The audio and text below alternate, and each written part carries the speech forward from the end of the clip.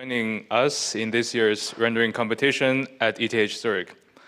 I'm Xian Yao. I'm not really with the class, but I will be the host for today's event on behalf of the course staff. So I have been involved in the course for the past few years, and it's amazing how the course itself has evolved and how much good images we get every year. So particularly for the rendering competition, I'm always excited for a couple of reasons. So first, it's like a lot of the students have made it through the assignments, the project, and as someone who did it before, it's really an achievement that you can be proud of. And second, it's like we have quite some people joining us right before the holidays, which is really appreciated and amazing. And finally, well, this is the second time that we are live streaming the competition on YouTube. So I hope if there is anyone that's actually watching it 2 years in a row, this year's will be a bit better than last year's. All right. So as a brief introduction for the friends who are not here, who are not familiar with the class, the rendering competition is another name for the course project presentation at ETH Zurich's Advanced Computer Graphics course. Throughout the course, the students hopefully learned about topics in computer graphics with a focus on physically based rendering and path tracing. And they need to complete programming assignments before working on the project. So the assignments covered sample warping, direct illumination, and went as sophisticated as path tracing, global illumination with multiple important sampling. In the project, they built upon the assignments and implemented advanced rendering techniques of their choice, and the resulting software are used to render a scene that fits a given theme. This year, the theme is The More You Look, so we expect that there can be surprises for those who examine the images more closely. So we received a lot of submissions for the competition, and after a pre-selection process, which is totally rigorous, 19 entries will be presented at today's competition. These entries will be assessed by a jury of 5 judges. So before going to further details about the rules, let me introduce the judges first. So here are them, right? One moment. So first we have Marius. Marius is a principal research scientist at Disney Research Studios, leading the rendering and simulation group. An expert in appearance modeling, he notably measured the optical properties of snow, which are then used in the movie Frozen, and probably Frozen 2, I'm not sure. Currently, his group focuses on using machine learning to accelerate rendering and to improve artists' toolset in general. So, yeah, you should probably know more if you came on Tuesday for the lecture. And then we have Leah. So Leah is currently a software engineer at the Walt Disney Animation Studios, working on the in-house renderer Hyperion. She obtained the master's degree from ETH and worked on multiple projects, including the master thesis at the rendering group at Disney Research. Please feel free to chat with her at the April in the afternoon about how it is to work at our lab and how it is at the animation studios. Okay, then there's someone probably a lot of you don't know, really. So that's Carlis. Why? Right. So as the head TA of the course this year, Carlis, in my opinion, has made life easier for the TA team and the students alike by pipelining the submission and grading systems.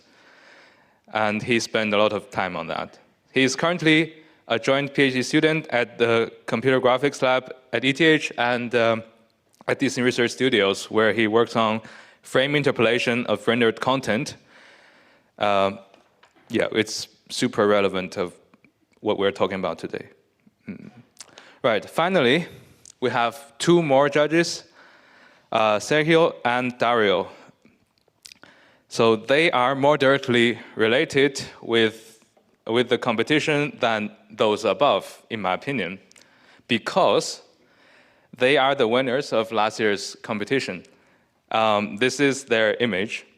So both of them are currently doing internships at Disney Research Studios after finishing master theses with Disney Research on topics related with physically based simulation or rendering.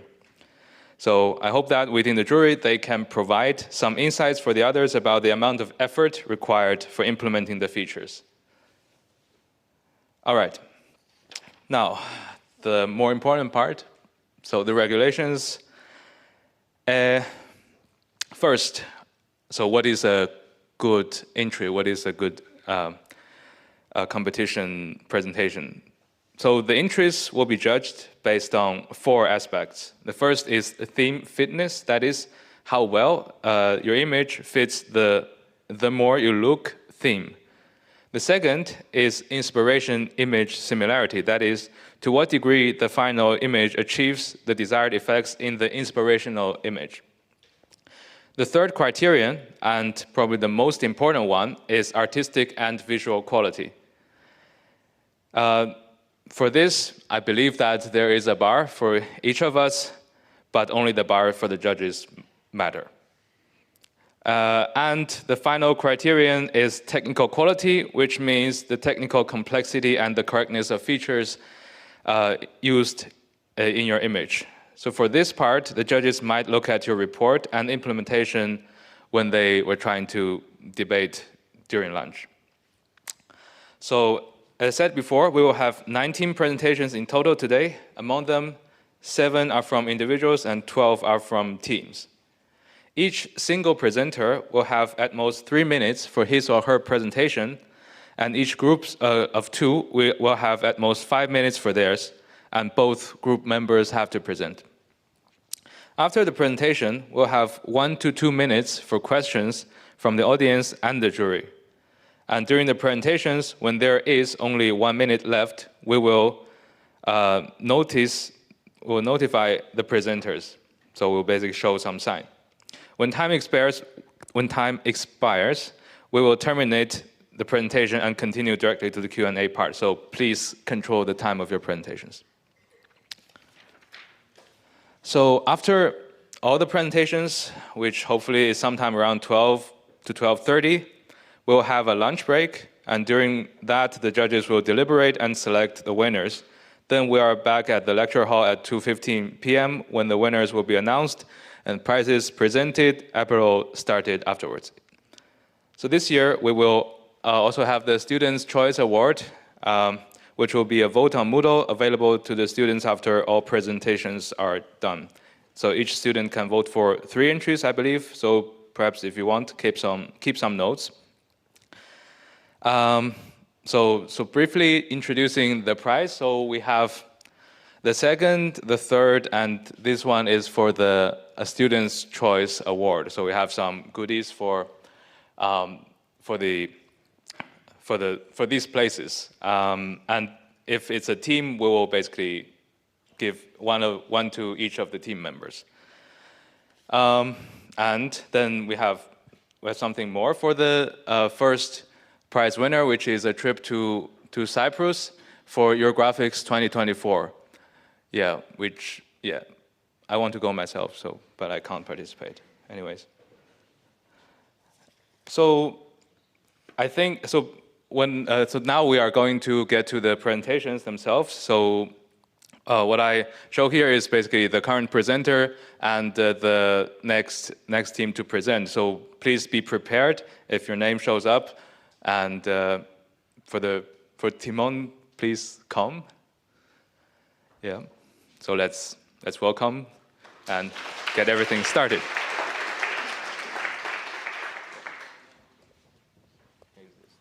To control that. Okay.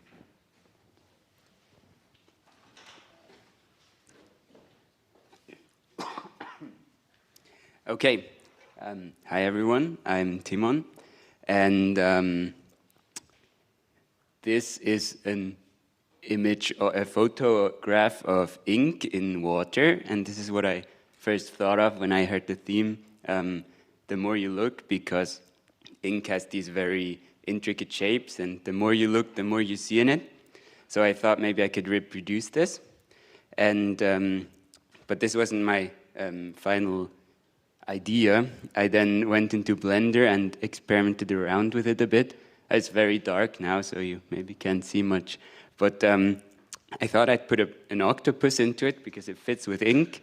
And I tried to create an ink cloud using a smoke simulation, actually. So it doesn't look perfectly like ink, more a bit like smoke, but it's close enough. And that was my motivational image then. And I set out to reproduce this in Nori. So in order to do this, of course, the most important feature is a volumetric integrator to support rendering the cloud of ink. And I did this for both. I created two of those, actually, one for material sampling and one for multiple importance sampling. And the multiple importance sampling integrator turned out quite well, and it uses delta tracking and ratio tracking, but you can also swap it out for array marching if you want to.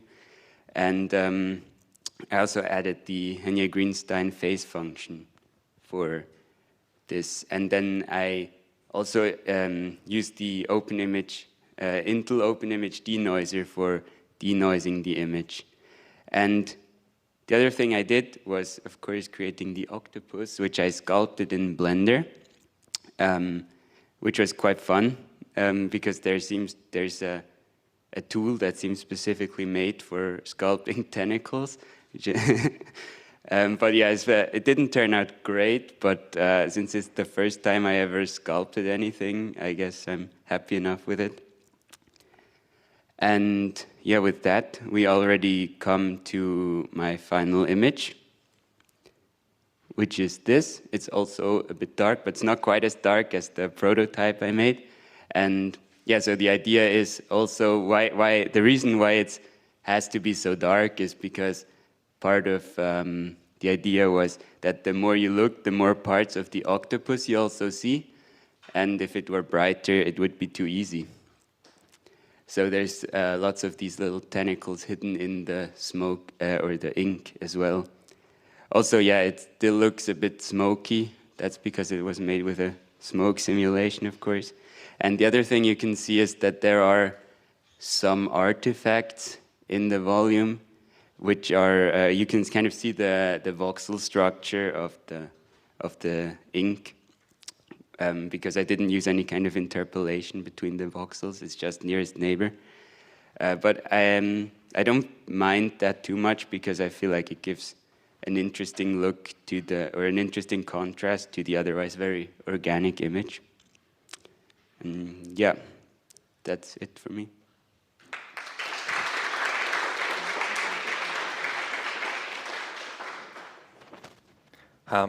What is the material of the octopus? It looks a bit like subsurface scattering, I mean? I don't know. It's like, no, it feels a bit volumetric. It's just diffuse. Okay.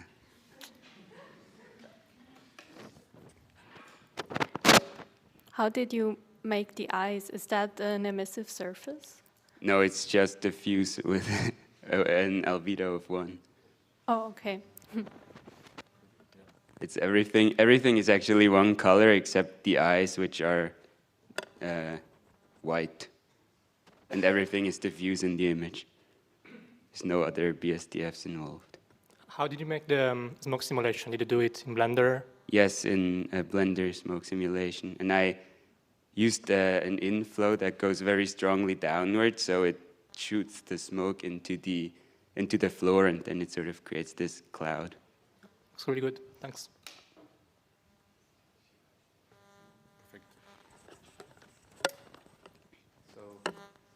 If there are no further questions, let's thank Timon again, and please come, next presenter.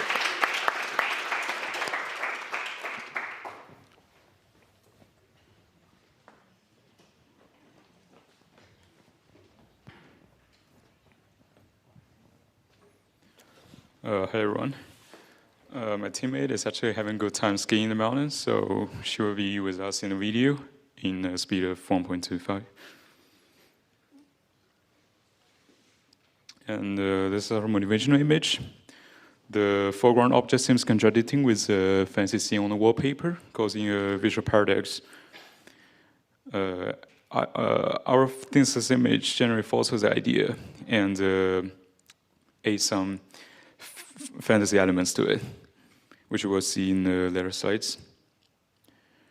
Here are some features implemented, and due to the limited time budget, I will just share some of the challenges I met during my implementation.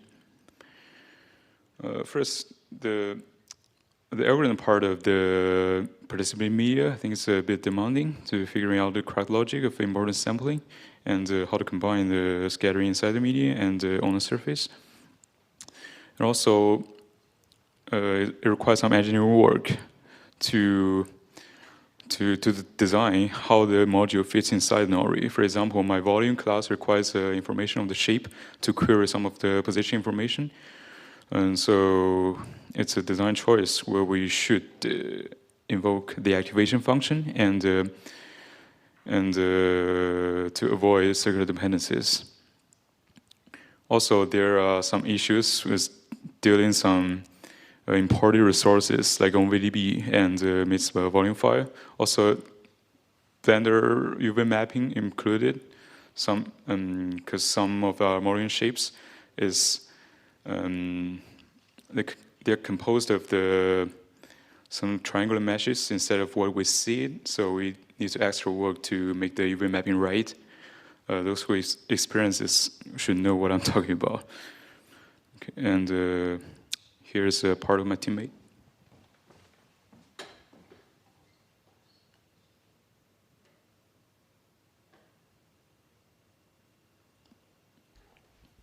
Hello everyone, I'm Dee. Here are the 3 features I implemented for our final scene. The first is Disney BSDF. The second, image as textures, and the last one, progressive photo mapping. The challenges I encountered in implementation. The first challenge is about the metallic lobe of Disney BSDF. We know that it is an important sample in microfacet BSDF, which samples normals on an ellipsoid. However, the PDF of the metallic lobe in Disney BSDF does not have a closed form CDF, which means that the inverse sampling we usually use does not work in this case. Therefore, to solve this, I looked into a paper which turns this problem into sampling only visible normals from the ray shot from the camera. And sampling only visible normals by sampling a truncated ellipsoid, it can be shown that this problem can be transformed to sampling a truncated hemisphere, which is trivial relatively. Here is a figurative illustration of it. It can be seen that the ellipsoid on the left-hand side can be transformed to the hemisphere on the right-hand side. And furthermore, it can be easily checked that this transformation between ellipsoids and hemisphere is actually linear.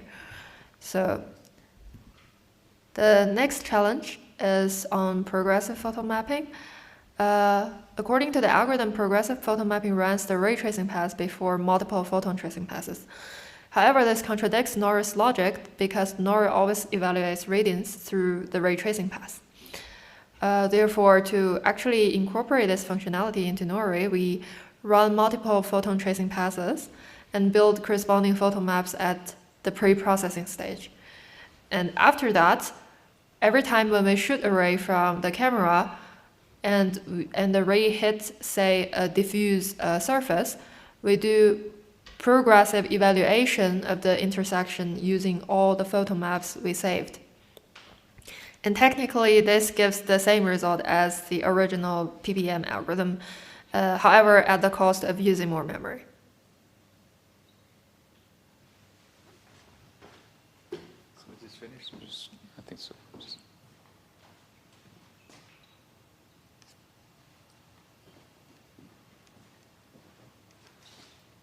Okay, here's a Fresnel image, and it's like a crazy farm, and that's it for me. So thank you, everyone.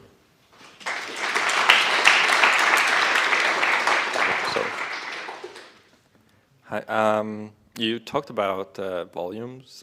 Yeah, Did you actually- plan to add them in the scene, or like, yeah? Yeah, actually, it didn't appear on the image because I think my implementation is a bit lame and it takes forever to converge. So we finally decided not to put it in there. In our first motivation, I decided to put some smoke in the foreground to add some mystery.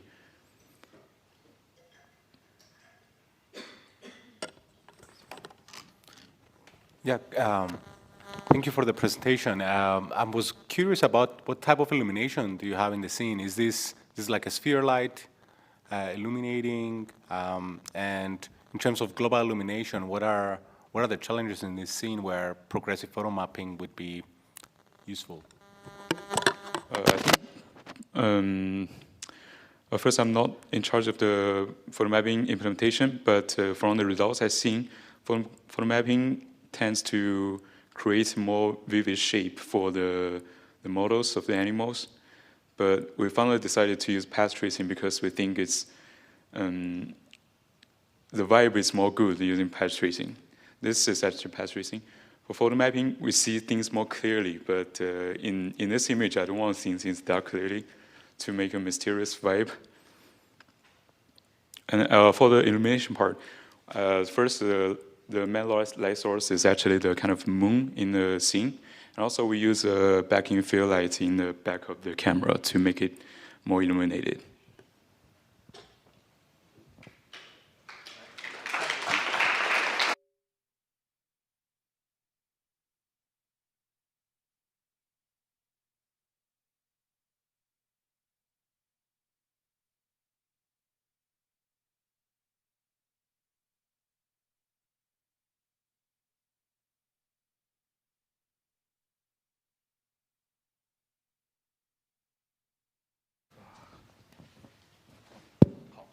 Hello.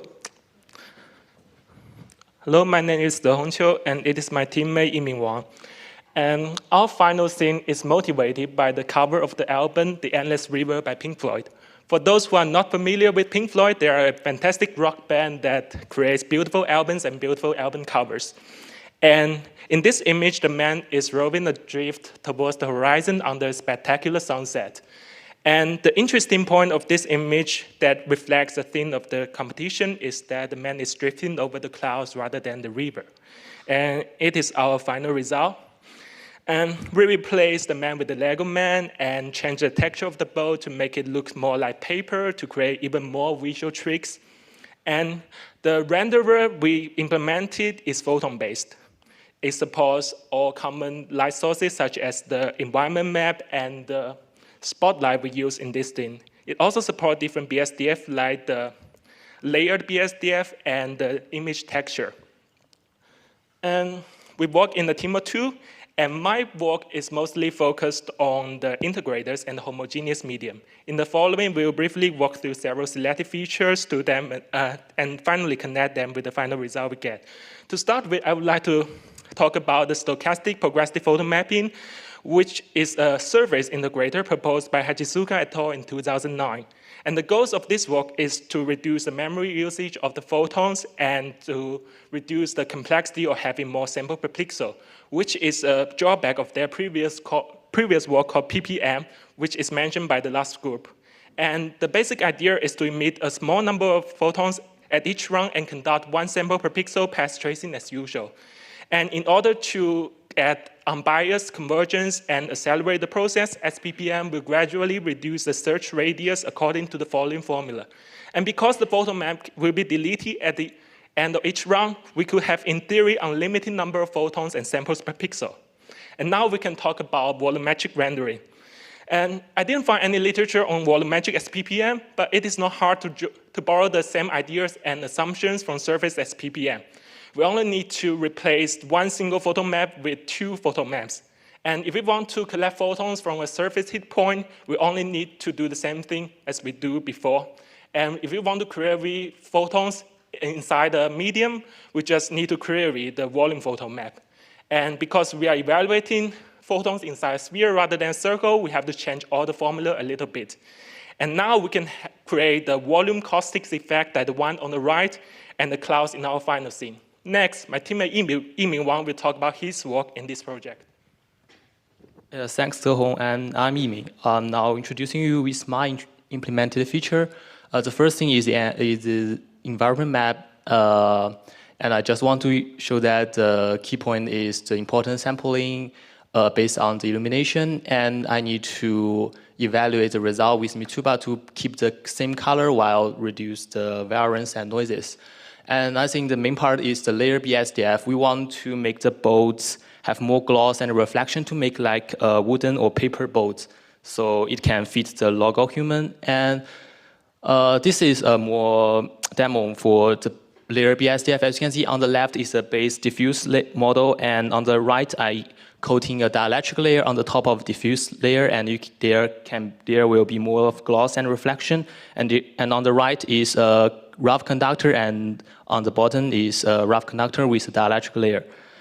And I also support to add median between the top layer and the base layer. So by setting different scatter parameters, the median can have different colors. And if you increase the thickness of the median, the result will be more obvious.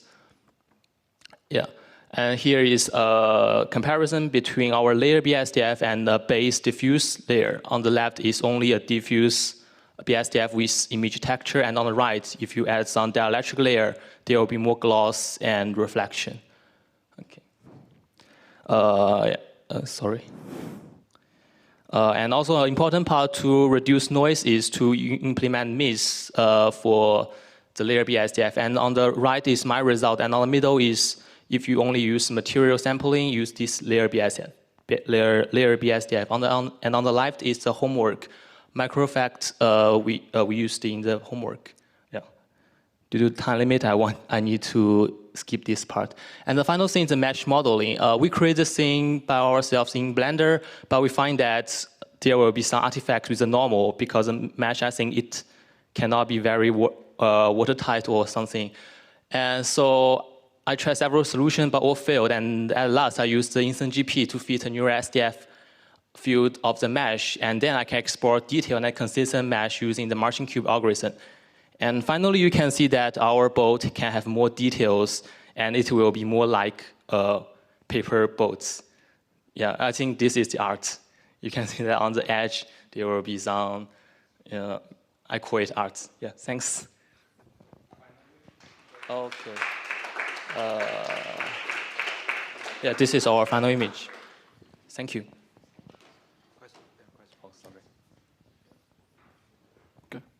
So one question for the clouds. How have you done the, it's the same Marching Cubes algorithm, and you have limited the regions because it's homogeneous media, no? For the Sorry, clouds. do you mean create a model of the cloud? Yes. Yeah, I actually find materials online and then do some transformation. It's all the copy of the same cloud except for the transformations. Okay. Very nice image. Thank you.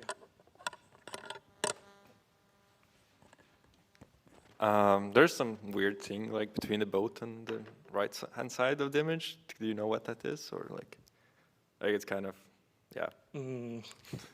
Maybe it's the issue of the normals. No, it's for the clouds. Yeah. Yeah. I think maybe some normals on the cloud is flipped, and it only appears on the edge. So maybe.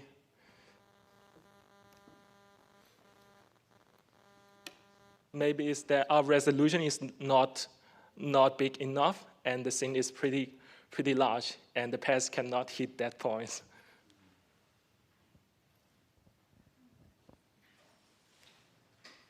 I just want to say that that's a very creative use of instant NGP. Yeah. Thank you. All right. If there are no further questions, let's thank the speakers.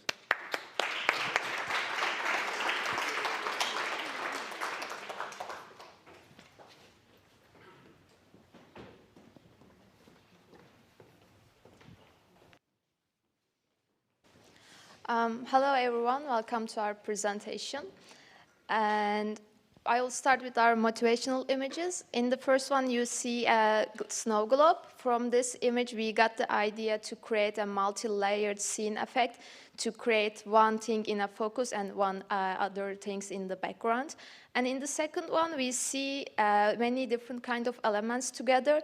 It creates kind of a dystopia, and we realize that people pay more attention to the scene details when it's a dystopian setting, because it's not a usual world setting, so you have to get the details and scene elements to get the idea of this dystopian world. So these are the features that I implemented, and homogeneous participating media and NL means denoising were the most useful ones in our final scene. So for homogeneous participating media, I used volumetric path tracer. It was very similar to multiple importance sampling path tracer, but with an additional check for the medium. And I created the samples by using Henry-Greenstein phase function. And additionally, I implemented a translucent BSDF. As you can see in the result here, with different kind of BSDFs, we can get different kinds of effects, and we want our smoke to be translucent. So we used this feature here in our smoke. We simulated this smoke in Blender, and then we attached our scene and used homogeneous participating media for that. And next, I implemented NL means denoising. For that, I changed the rendering pipeline a bit. I added variance calculation for the image. So after the rendering is finished, I used both output and variance information to get the denoised version of the image. And it basically compares the pixel-wise differences within the neighboring patches, and I arranged the parameters accordingly.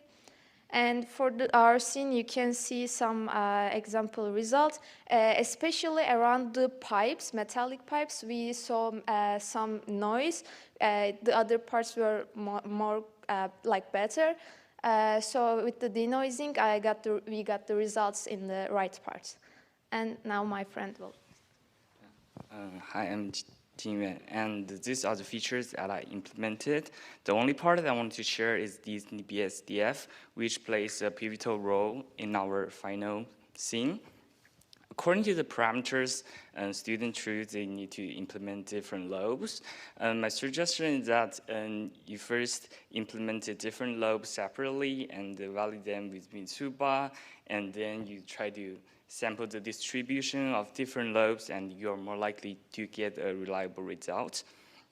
And you can notice that this BSDF increases the visual quality of the metallic materials in our final scene. We use it in the spaceship shell and the iron pipes of our final image. And this is our final scene.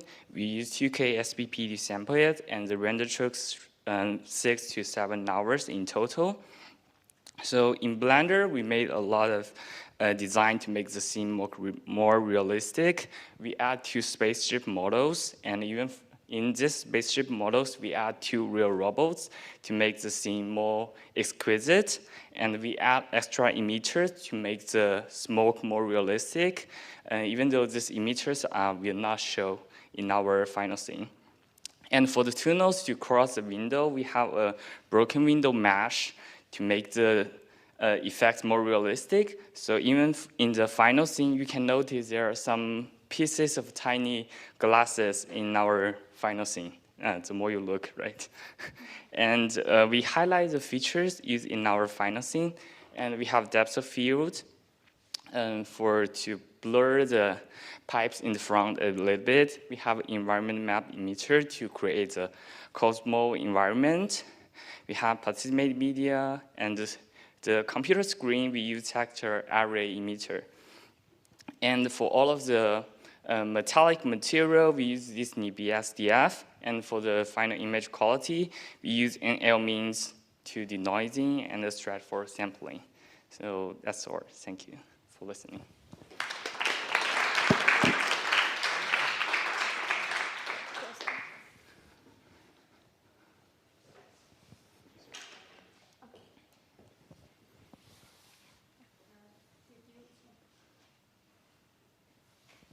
Did you model some of the models yourself? Mostly smoke and some additional things that we specifically want to implement our features, but the other models were ready and we just got it from open source. Yeah, thank you.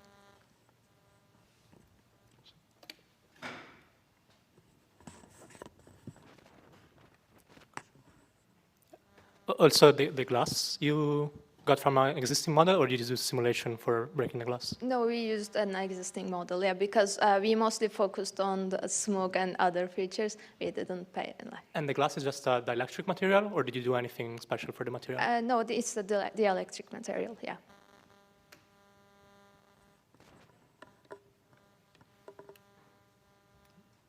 Any more questions?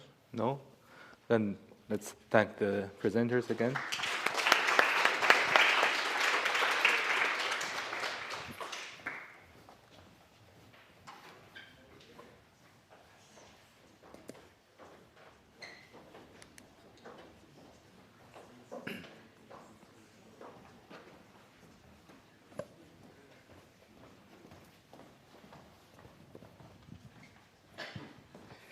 Hi everyone, I'm Tian Hao and my partner is Shen Hao. As you can see in our motivational images, what we want to create is the atmosphere of a small bar. The lightest dim and the smoke lingers around in the air. And in our final image, and without the main character, the only things on the table are an ashtray and a wine glass. And there is a shotgun leaning against the cabinet. From these clues, one can imagine a lot about the stories happening behind. Maybe the character is a hunter returning from a hunt, or maybe the character is a wounded murderer. There's no way of knowing. To render an image with this kind of atmosphere, I have implemented a realistic camera, which simulates the light going through the lens set. This brings a lot of features that pinhole cameras don't have. For example, you can see the depth of field caused by a large aperture, and also you can see the vignetting that's usually found in old photos. The rising smoke is implemented with heterogeneous participating media. Here I store spatially varying extinction values in smoke grids. For ray tracing within the media, I use delta tracking for sampling the distance, and I use isotropic phase function for sampling the direction. For integrator, I implemented volumetric MIS path tracer. I have also implemented bilateral filter and adaptive sampling using local pixel variance estimates. But the estimates requires the pixel value to be independent between each sample, which is not compatible with stratified sampling that my partner has implemented. So we didn't apply this in this final image. Next, my partner will introduce what he has implemented in this project. Next, I will talk about my part. In my part, I implemented the image as texture, normal mapping, spotlight, and stratified sampling, Disney BSDF, and the progressive photo mapping. And in our scene, since the spotlight is a main emitter, and in the assignment implemented before, the delta emitter isn't supported in the multiple impedance sampling. So I modified the code a little bit to support delta sampling. The idea is very simple. When we sample a delta emitter, since the PDF of the delta emitter is infinity at that point, so we just ignore the material sampling. And in our final scene, all of the objects are in Disney BSD material. And since I have found a lot of resources online that provide some textures such as metallic, roughness, and specular sometimes, and so I simply apply the image X texture function to load the textures and as our Disney BSDF parameters. And we also apply the normal mapping as well. And in our final scene, we use the volume path MIS integrator and the stratified sampling. Yeah, that's all. Thank you.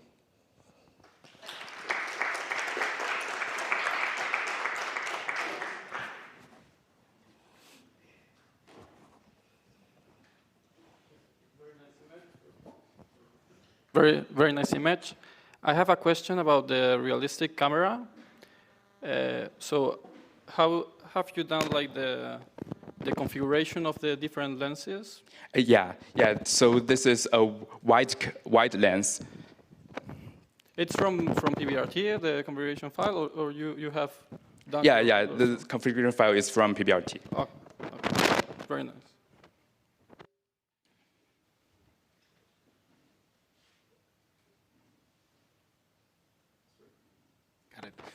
For the bottles on the background, what type of material did you use? Is it the same material for the entire bottle, or is it different for the labels? So the bottle is in Disney BSDF, and the label is just texture. So the whole bottle is textured with an image. Is there like a global volume as well, or is it only the smoke? No, there is no global volume.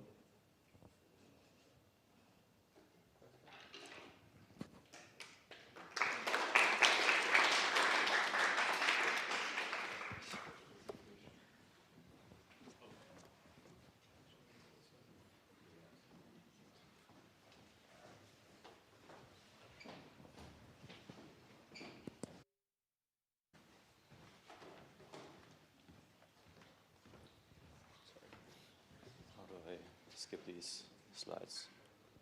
Just tap all. Okay. Cool.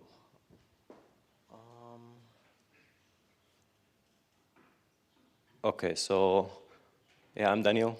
It's my first semester at ETH. I never stood in this place before, but anyway, let's get it started. So yeah, this is my motivational image. No, I'm joking. It's just a sketch of my first idea when I heard the theme. So it's like, the more you look, I thought of exploration in video games. So I wanted to do the classic of a chest behind a waterfall. So that was my first idea. So I just drew it down with all my artistic skill.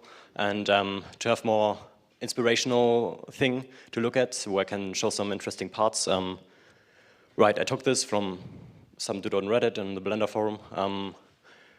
What I like about this image is like, yeah, the water, the reflections in the water. I like the vegetation and the rocks with all the cool textures. And then there's also like the cool stuff about the waterfall. It's like whirls up mist or smoke, whatever you want to call it. Yeah, so these are the things. And then, of course, the lighting in the scene is like probably my favorite thing. All right, so the features of my renderer, or those that I managed to finish off, environment maps, image textures. I kind of modified the electric class so I can color it because I didn't manage to finish the heterogeneous and homogeneous participating media. But yeah, and then also denoising with the Intel Open Image Denoise. This is just an example image of my image texture. Right, I want to talk about like a challenging thing for me, which was the environment maps. Right, so it's a lot of transformations between coordinate systems. We have this notion of this sphere encapsulating our scene, and then we have to like map this 2D image to a sphere with spherical coordinates, and then we have to map them back for the PDF and stuff. It's quite a hassle to implement, but I got it down in the end. Yeah, very cool. So that's that, and then also the importance sampling. Like, so we sample the brightest parts of the image the most. Kind of the notion is also not that easy to implement, but yeah, those were challenging. And the right, you can see my result. It kind of matches Mitsuba quite perfectly.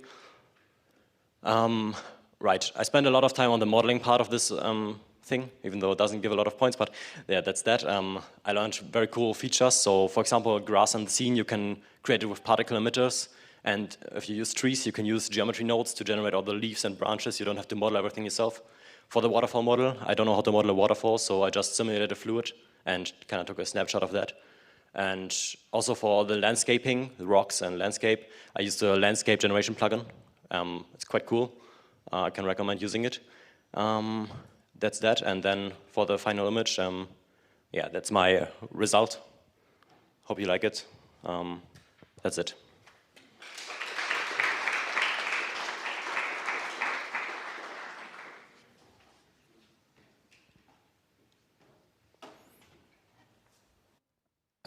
Maybe I just want to say that even though, yeah, it's very few points for modeling, definitely paid off. Yeah, I mean, this is quite an achievement, yeah. Yeah, I also never used Blender before, so it was a little bit of a learning process. Absolutely. Just to clarify, did you model everything, or? Right, so the trees are assets. The rest, I used sculpting.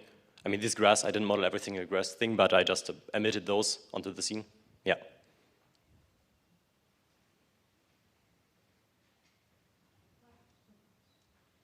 What kinds of materials did you use for the different elements, like the grass and the leaves and stones?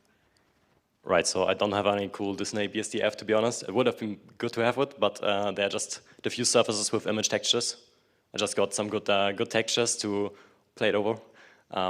The water is just glass, to be honest. It's just colored glass, but I wanted to insert like a homogeneous participating media in it, but it's quite hard to finish all these features in the short time, so I opted for the colored glass. Thank you. So thank you again. It's nice image.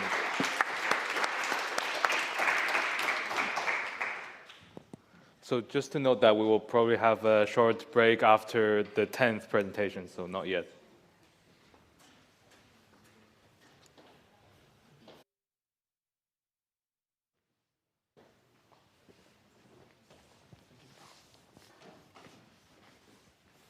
Okay. Hello, everyone. We are Yingzhe and Hairong, and we are so excited to show our image for the rendering competition here. Our image is called The Hidden Land. This is our inspiring photograph. It's generated by DALL-E. And we set the background in an industrialized city full of tall and concrete buildings. The pale gray color everywhere makes us feel depressed. And there's a car driving through the empty street. Obviously, the driver is very busy, and he's too busy to notice the repetitious surroundings and other people. And we feature a person trying to find some hope in this city. With a flashlight, she discovered a splendid joy park that others cannot notice. And the more you look at this image, the more you take the time to think about our modern lifestyle and the mysteries that's hidden in our cities.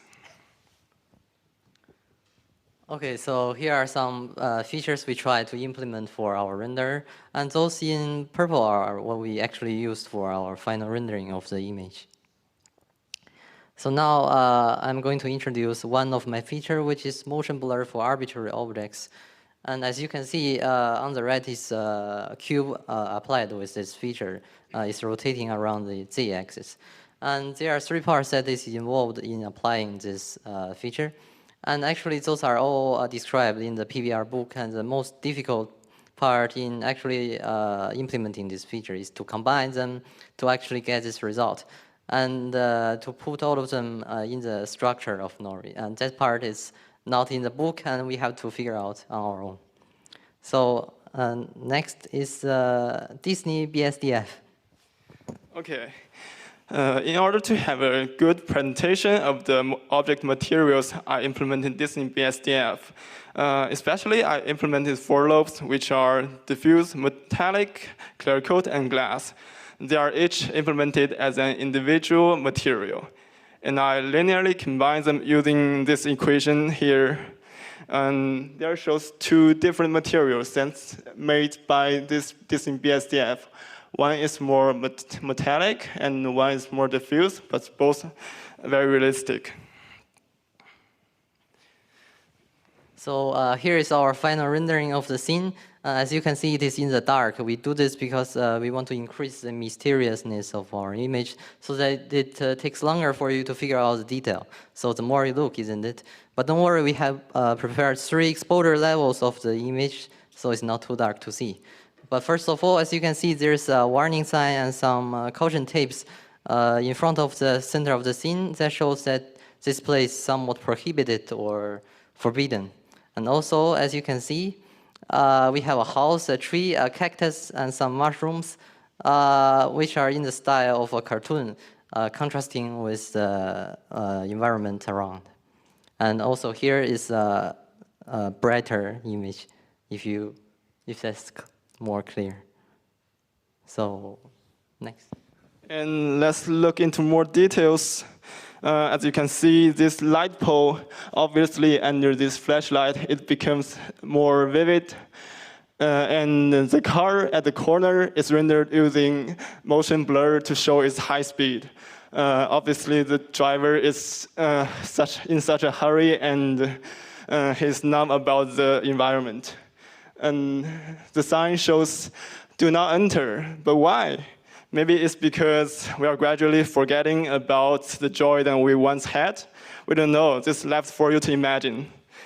And that's all for our presentation. Thank you very much for watching.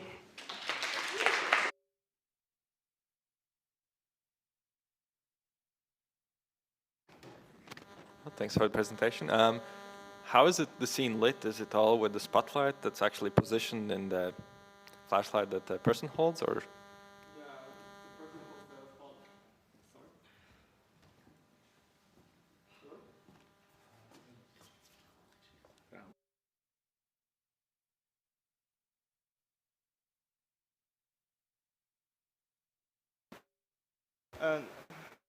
Hi, hello. And the flashlight, we adjust it to directly originate from the spotlight and the main hose. And we adjust the angle to shoot at this scene, this Joy Park. And is that the only light, or? We also have a directional light to light the whole environment.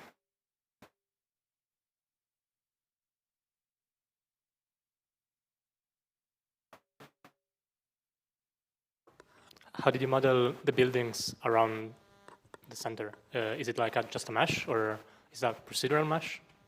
Yeah, it's mainly some objects that we downloaded from the open source websites, and the texture, they are already implemented in this BSDF, and we can directly use those parameters. Mm-hmm. Yeah, thank you. Thank you very much.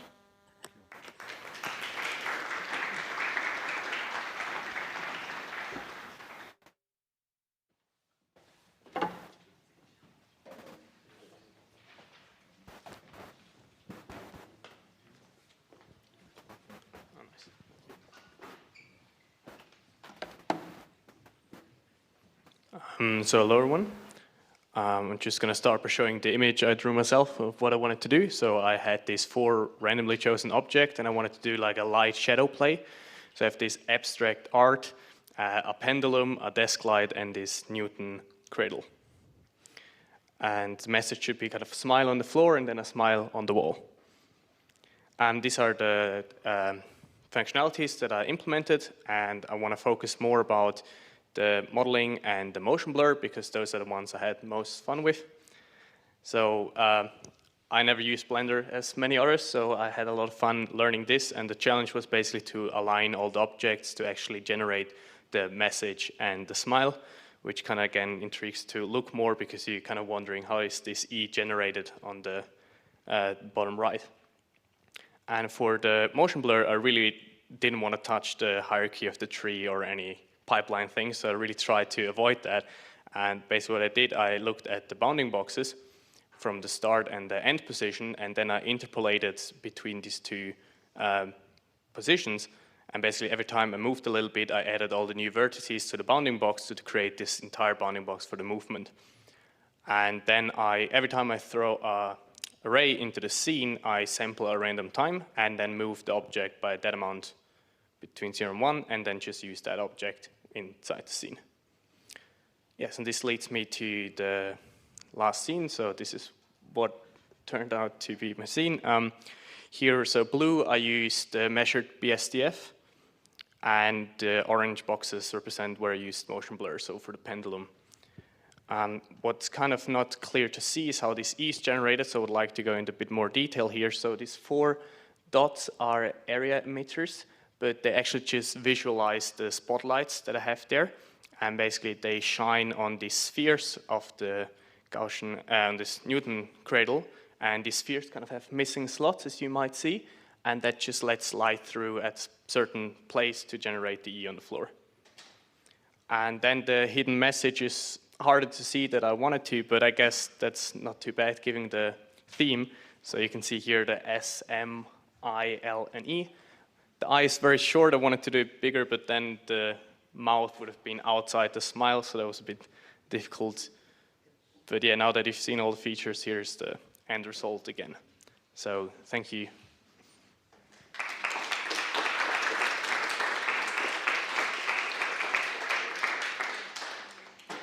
I think, yeah, this very creative way of interpreting the theme.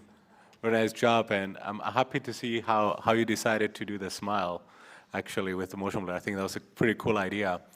Could you explain if in your scene you have any sort of global illumination, or is this just direct illumination, what we're visualizing here?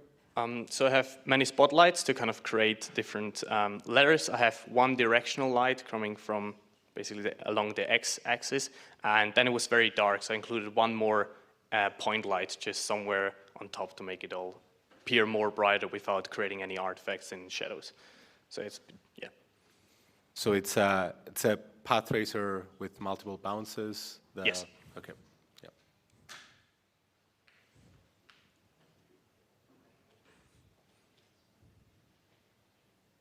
Very, very nice image. Did you use the homogeneous media in the final image? Unfortunately not, because I'm using a lot of delta lights, so I would have had to implement the homogeneous media with multiple importance sampling, and I only did it with material sampling, so I couldn't combine the two.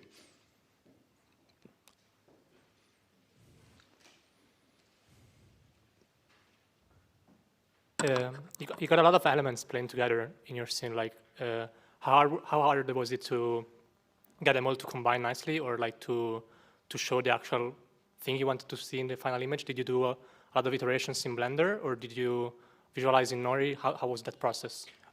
So I started basically just with Blender. So this is my scene in Blender. Mm-hmm. So the whole, sorry, probably should have mentioned that, sorry. So I did the ring on the left side. I basically did most of the objects myself, except the stands of the desk light. I downloaded that one, and then I just had to play with the lights and just all of the different things. So that I also animated the scene at one point so that you can see if the pendulum actually is where I wanted it to be. So yes, I started with this, and then this was basically before I implemented any feature, and then Did you have any challenges porting this to Nori, or it just worked? Like all the shadows, the facts, did they just come up the same way in Nori, or did you have to play around with that? I had to play around a little bit because there's this plugin to extract a Blender scene to Nori, but they don't extract lights, so I had to kind of check how is the coordinate system applied, and also the what point to turn around that I had to play with. Yes, that didn't work. Thank you.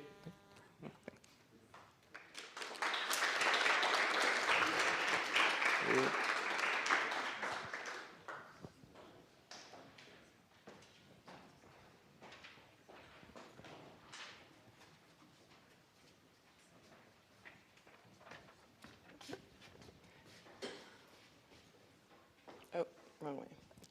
Hi, my name is Madeline Sandry, and I'm excited to present my rendering project. So this is my motivational image. I didn't render it. I generated it on Runway ML. And the idea behind it is that I wanted to make an image that represented the subtleties of the silent ice world. I wanted to show details that would become apparent only in scenes of peace and silence. And I wanted to have a touch of ethereality and almost a supernatural side to it. So This is my artistic inspiration. I was seeing a lot of patterns of translucent, glowy bluiness in the music I was listening to and the games that I was playing, and they all have a touch of ethereality without explicitly talking about it. It's just a common aesthetic that they all had. Sorry, I can never get the errors right. Okay. So this is the feature list that I implemented. For heterogeneous participating media, I did a MATS path tracer, but then I also did a multiple importance sampling combined with MATS path tracer, where I do multiple importance sampling outside of media and then material sampling inside of media. For the anisotropic phase function, I did the Hennier-Greenstein phase function, and I think that's about it for the... So these were my implementation challenges. The volumetric path tracer took me about 4 to 5 days to debug, so that wasn't so fun. But in the end, I managed, and I'm pretty happy with the result. CMake is not my forte, so that was also quite, and it wasn't just Nori. I mean, I used the Mitsuba VDB to volume converter, so I had to build that, and then integrating the open image denoiser as well to my project was also a struggle, so yeah. But it's cool because seeing as it's a visual project, sometimes bugs that you make have these cool effects, and this is one that I wanted to show because it was the denoiser that did not deal well with media that does not conserve energy.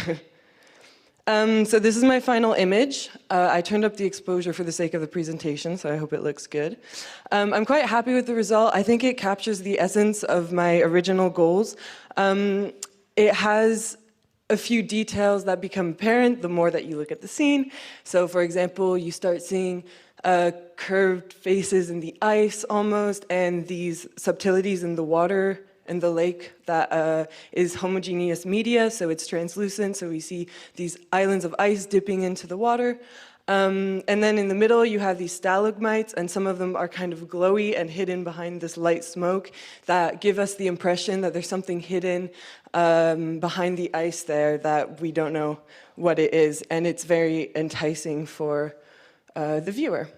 So this is how I applied my features to the image. I did a lot of modeling on Blender, and then I exported to Nori. I tried using the plugin, but in the end I gave in and just did the individual object files. For this, I managed to do I originally wanted to do subsurface scattering, but then after thinking about it and talking with the assistants, I realized that you can maybe produce the subsurface scattering effect with homogeneous media as well. And so here what I did is that I took this mesh of the ice and I duplicated it, and I put behind a diffuse, slightly emissive mesh, and in front a dielectric material filled with homogeneous media that's kind of blue. And that's it. Thank you very much. Do you have any questions?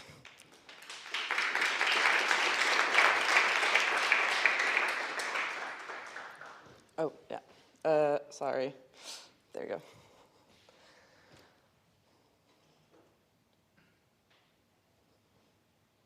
For the snow in the front, is that also a homogeneous participating medium, or is it just diffuse?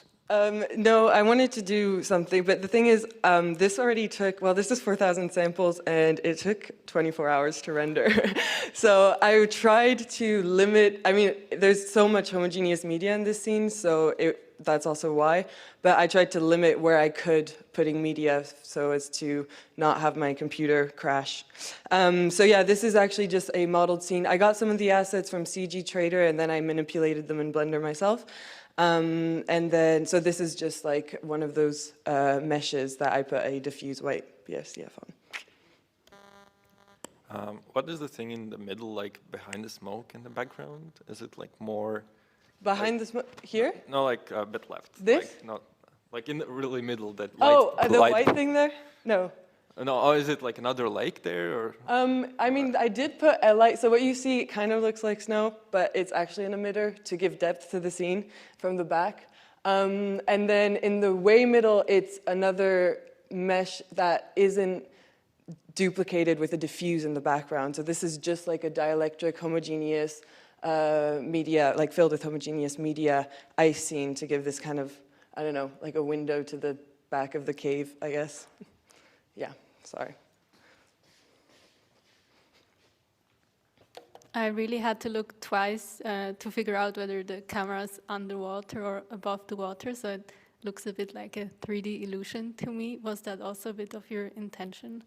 Wait, so what illusion? Sorry, I don't think I understand that the water is... Yeah, at first I thought the camera is underwater because I can really place the surface. And also the ice and the water, it could also be like underwater and somehow a 3D illusion. Was that your intention? Yeah.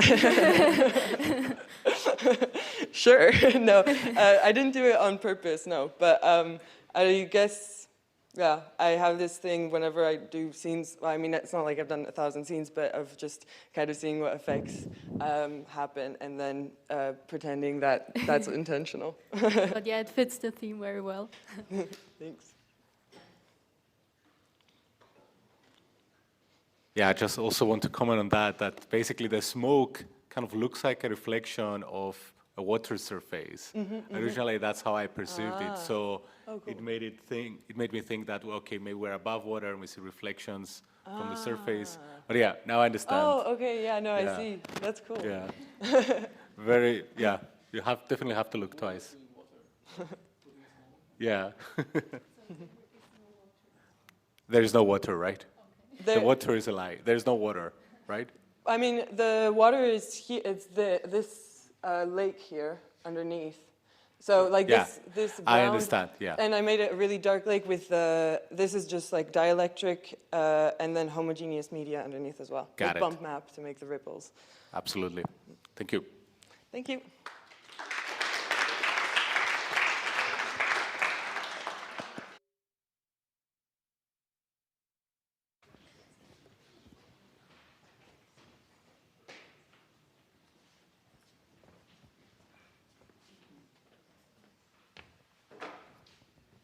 Hello, I'm Sophia, and so let's start with my motivational image, and that was just a random image I saw on Google, and like the stairs leading to different places in different positions, projections, whatever, kind of make you look at it and want to figure out where everything is leading to.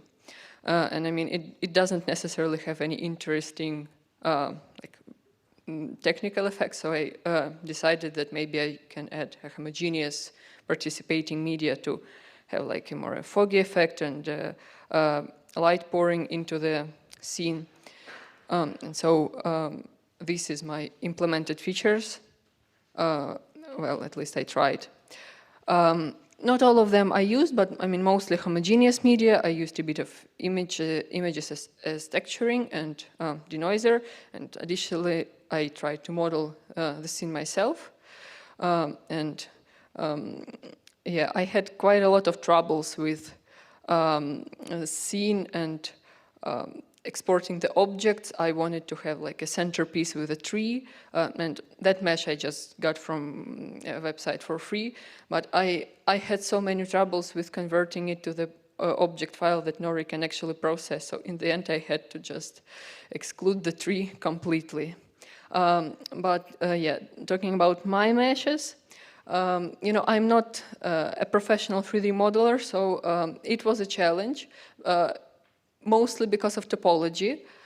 It was a nightmare to UV unwrap, so in the end I didn't include too many image textures, but also when just converting the meshes to objects, it led to very bad results, and you can see on the left picture that was like the initial render in Nori, and it kind of I don't know what is happening, if I'm honest with you. Like, it's supposed to have arches and just plain walls, but there are a lot of glitches, so I had to redo some meshes to be more simple, more edgy, but at least have a better topology. So yeah, that is my final image, and It is kind of noisy, I must confess. I have a homogeneous media everywhere. It's like a global participating media here. And yeah, I didn't have too much time to render it with many samples. And that's what I got. So I also used the NL means denoiser, and I hope it kind of works correctly, but we'll see. But I mean, it preserves the harsh edges, but in the shadowy areas, yeah, it didn't do the greatest job, I admit. And I believe that this scene would have benefited from like joint NL means denoising to account for depth, albedo, maps, and whatever. But yeah, that's what I managed to do in the time frame that I got. Yeah.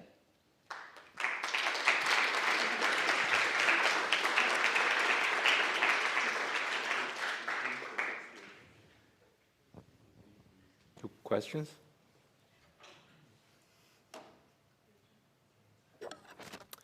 So on the modeling side, did you which parts of the scene did you model in the end yourself? Everything. Oh, okay. Everything. And also the textures, like the brick texture you did? No, that one single texture that I managed to find online in like 1 hour before the submitting, no, that's not me. That's just a random picture online. About the floor, is there like some sort of water surface and we see reflections? Yeah, it's like a dielectric mesh. Well, I mean, a mesh with a dielectric base DF, and I mean, it has some reflections. It's some like visual interest. Yeah. I could have modeled it a bit more smoother, but I wasn't sure how many polygons Nori could process efficiently, so I stick to more like more simple and square look. Cool. I must say that the noise artifacts, they look very artistic, as if we're looking through a frosted glass. Oh, thank you. Thank you. Yeah, it's not a bug; it's a feature. How did you light the scene? I used just the like area emitters. Yeah. You have many of them, or just one? 4. Okay. And they kind of have, well, that's, I increased the exposure of the picture, so I guess you don't see the colors that well, but like the long arch has like yellowish emitter, the top one has green, the bottom one on the right is more like purpley, and the center one that was supposed to light up the central piece is just white, but we were missing centerpiece, but whatever. Thanks. All right, thank you very much. Thank you very much. Yeah, so now we'll have the 10-minute break, I think. So around 11:40, we come back. And see you in a bit.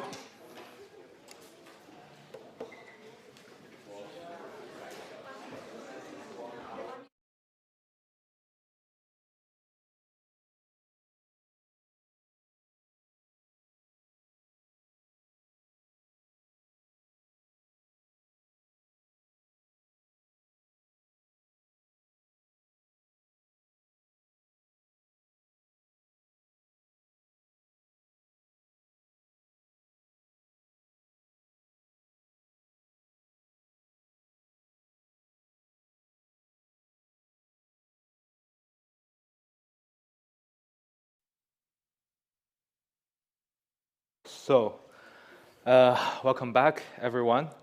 So let's continue with the student presentations for the second half. But before that, I want to make an important amendment to what I did at the introduction, which is to note that the prizes are sponsored by Disney Research. Right, so now let's go to the 11th presentation, and let's...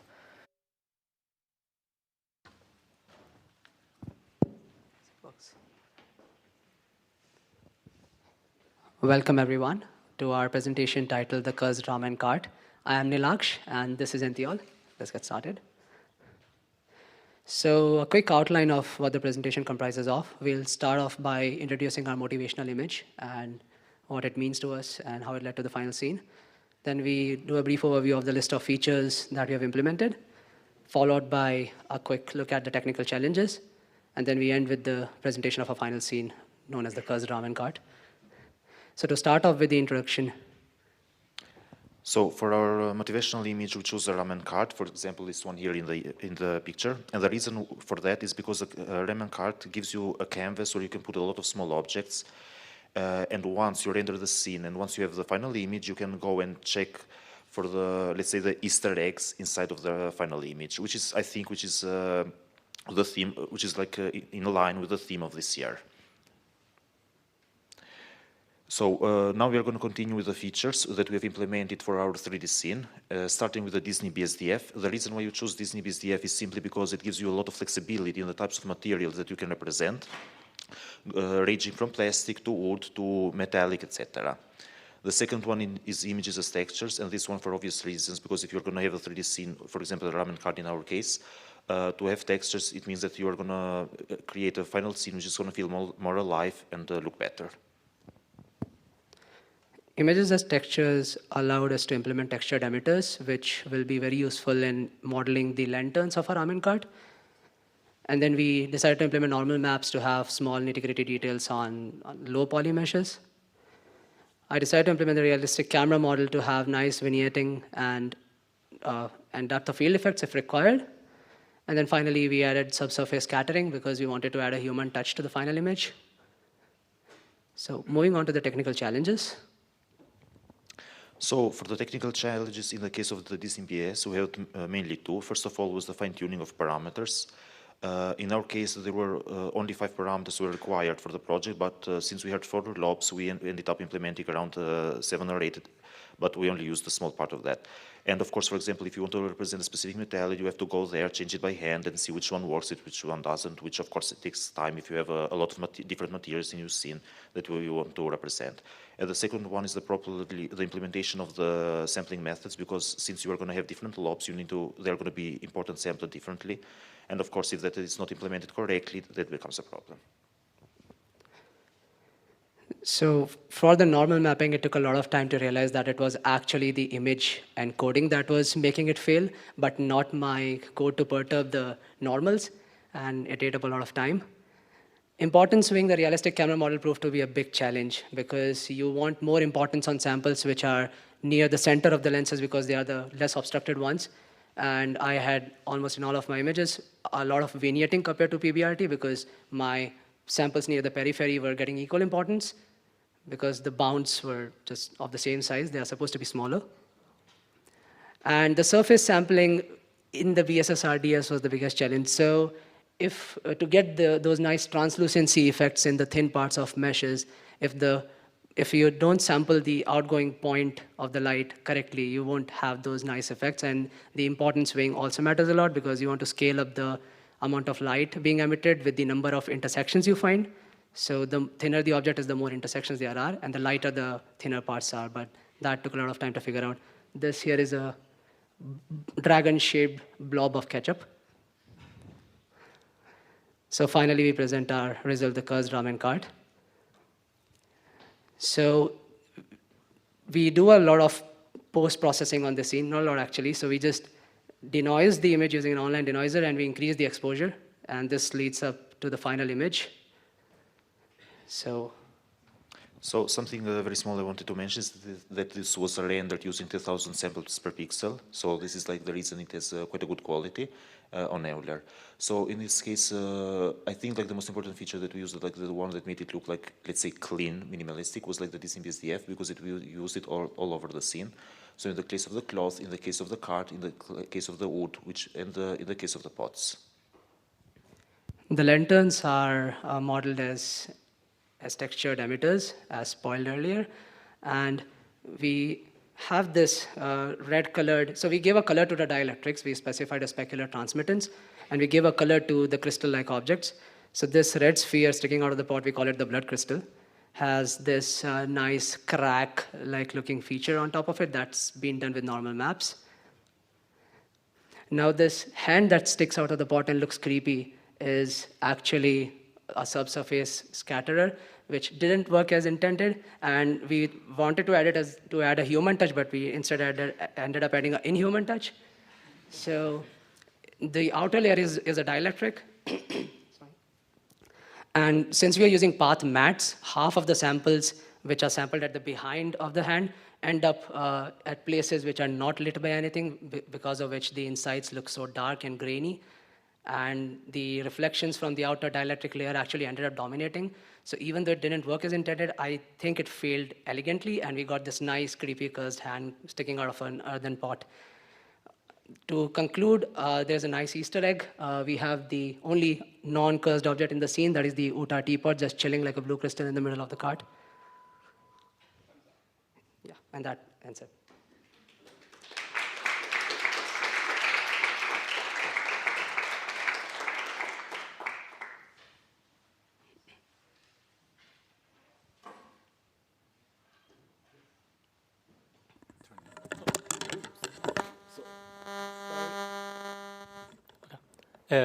Can you show again the difference between the non-denoised and non-tone mapped and the tone mapped image? Sorry? Can you go back and forth between the two? Okay. Did you do anything special for the tone mapping, or did you just do the normal tone mapping in Nori? We just increased the exposure a little bit so that the image doesn't look as dark on screen here. Okay, thank you.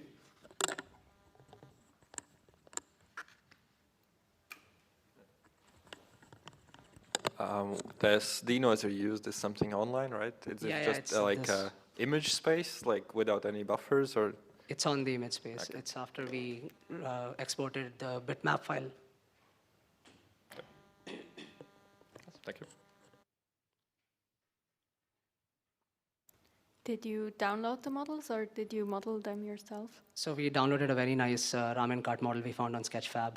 Yeah. It wasn't colored, so we added.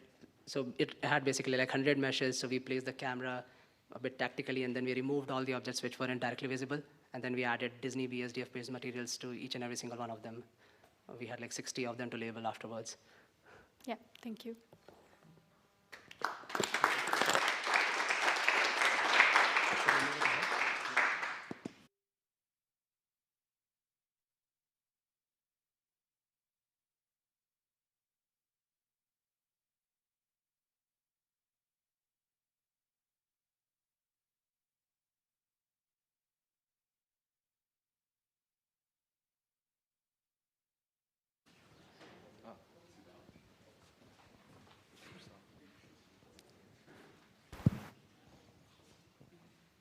Hello everyone, I'm Mark, this is Michael. It's great to be here.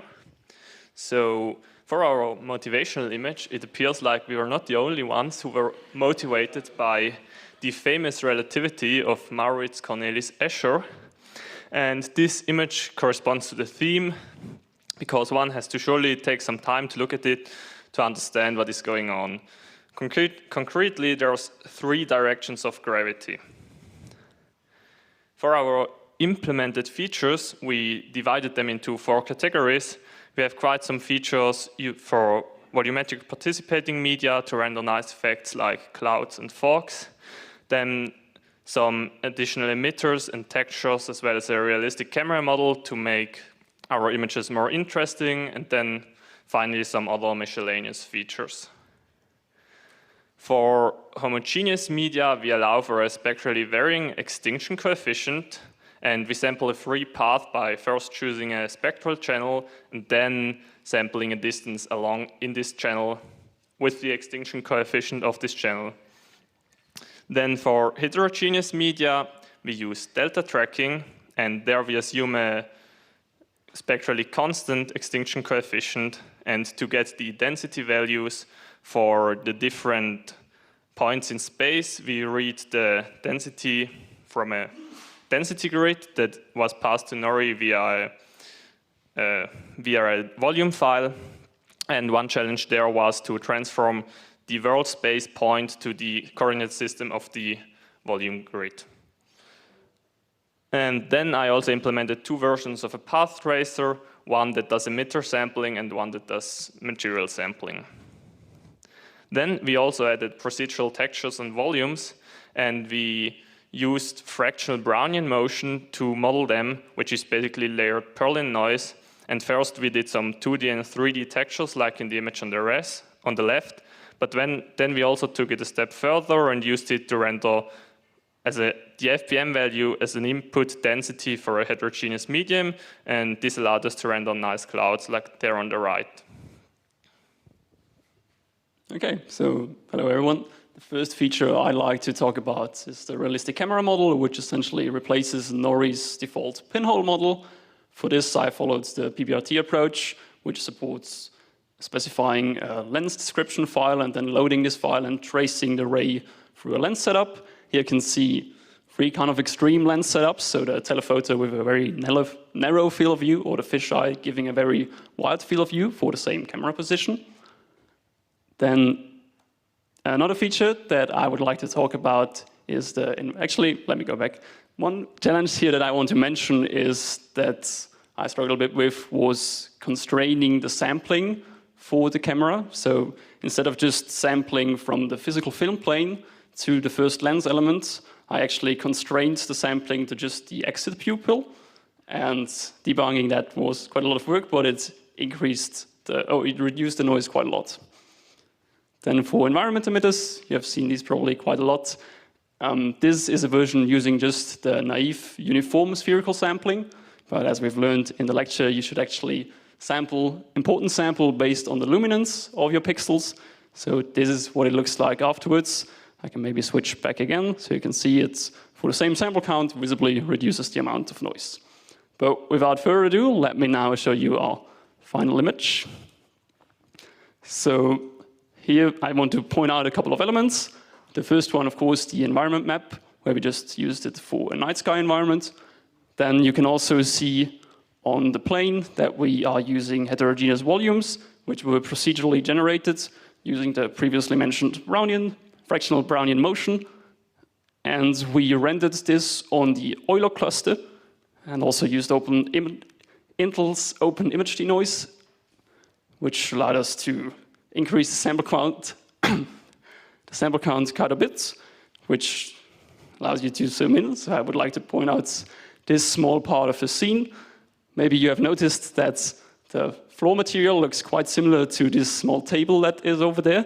And if we actually zoom in, we can see that the whole environment is replicated again on this table. So we have a bit of recursion, which I'm sure all of us computer scientists like.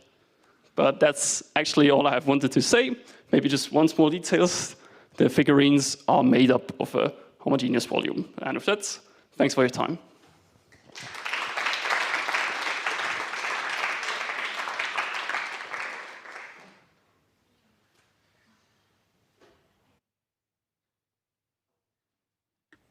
Looks really nice. Was wondering what kind of light sources you have in this scene. So there are 4 light sources. One is the environment emitter. Then there is an area light, which is behind the camera, which gives most of the scene illumination. Then there is a small point light behind the whole structure, which just gives some extra detail to the fog. And then there is a point light at over the table to highlight this part of the scene a bit and maybe make the viewer realize the inception himself instead of me pointing it out. Cool, thanks.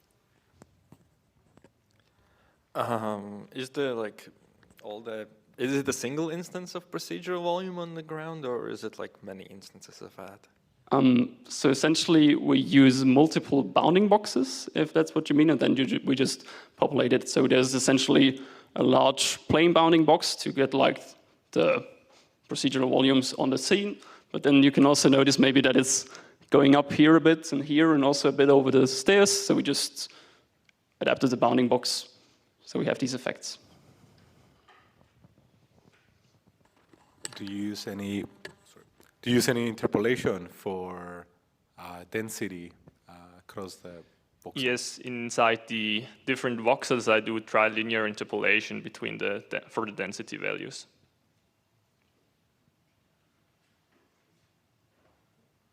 If there are no more questions, let's thank the presenters again.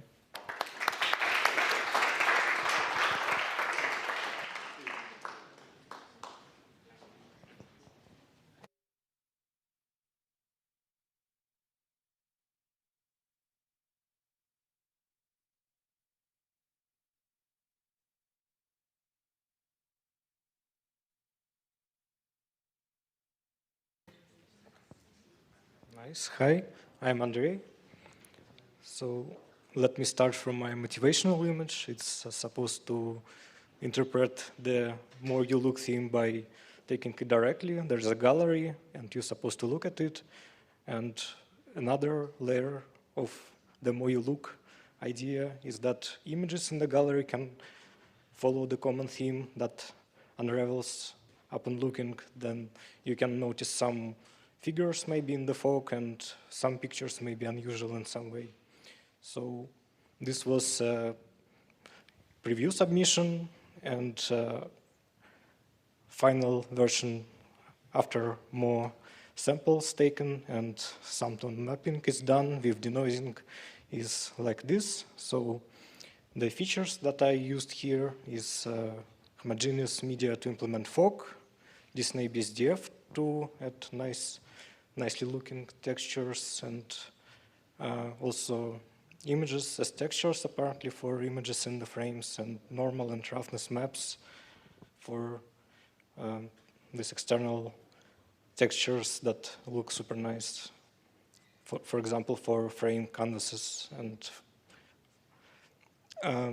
so basically, how the image adheres to the theme here is that if you look precisely at these images, you may notice that they actually are from previous assignments, the results of renderings. So you can also see the mirror here. So this is not actually an image. Then there is a three-dimensional bunny in one of the frames.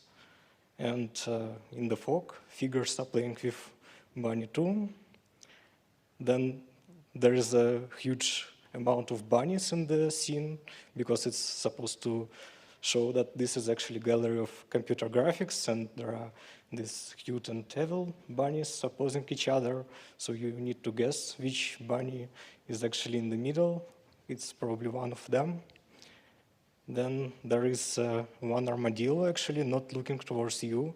So you're supposed to think what he's doing actually, and he's looking at the image, trying to see if rendering is correct.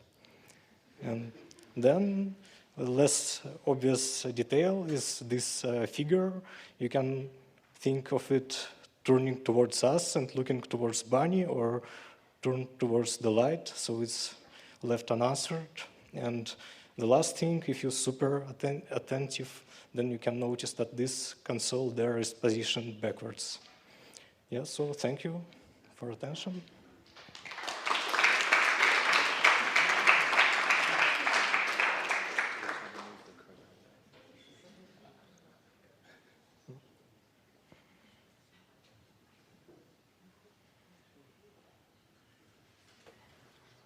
So no questions, or?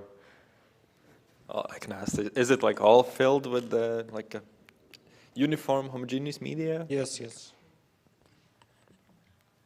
Can you also talk a little bit about the material used for the floor? It seems that, actually I'm not really sure, is it some sort of diffuse plus It's coating or? Disney BSDF with parameters like roughness and normal maps, just external resources.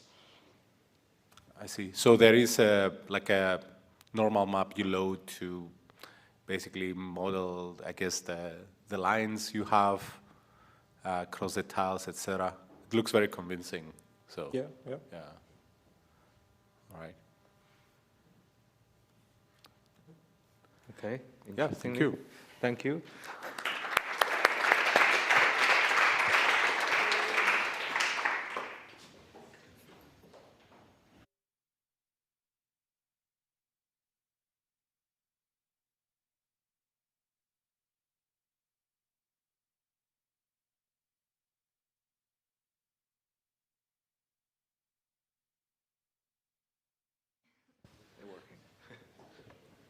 Hello. Okay, hello everyone. I'm Robin and this is Rachel, and we're pleased to present our project. So for our image, we were inspired by the idea of book nooks, which are these small decorative pieces which you can put in between books to, like, they contain these small scenes and just used for decoration. Our initial idea was to do something related to like these Asian cyberpunk cities. But since Rachel likes to assemble these small book nooks and happens to have the same one as in the image, we decided to connect these two ideas. So for our render, we decided to hide these small Easter eggs and things that are not immediately obvious at first glance. So it might just look like a regular street, but if you pay more attention, you realize it's a book nook that also contains references to the course and other small Easter eggs. So for the features that we used, these are the main ones that contribute to the image. The first two are pretty obvious, since we need textures to have anything, because otherwise it would look really bland. And the second one is also textured area emitters, which are used for all the billboards and most of the lighting in the scene. For the third one, I did procedural concrete textures. These were used so we could have like continuous texture across the whole floor, because we would need it to be more interesting and not repeat. So that's why I came up with the idea of using Perlin noise and adding it in a like layered way with different frequencies, which you can see, like the FI is just the different frequencies. And then I prepared a small example, which is just the first layer. And once you add the others, I guess it gets more detailed. It looks more interesting. And for the final feature that I implemented, I did environment emitters, which you've seen before.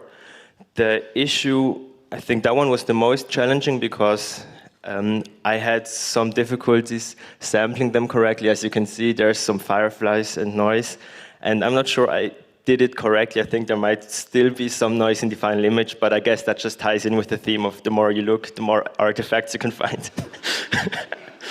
So yeah, that's it for my part. And since lights played a big role, I also implemented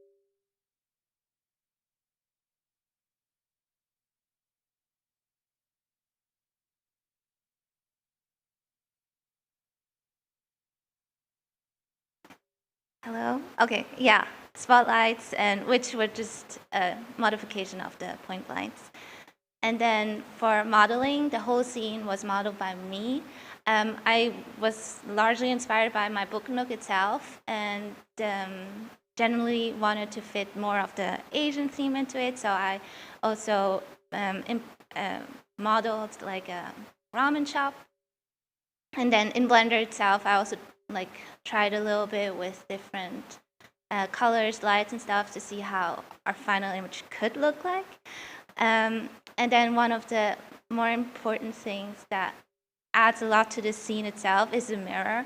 I only implemented the left thing, and on the right thing you can see that it adds a lot of depth and more information once the mirror was added.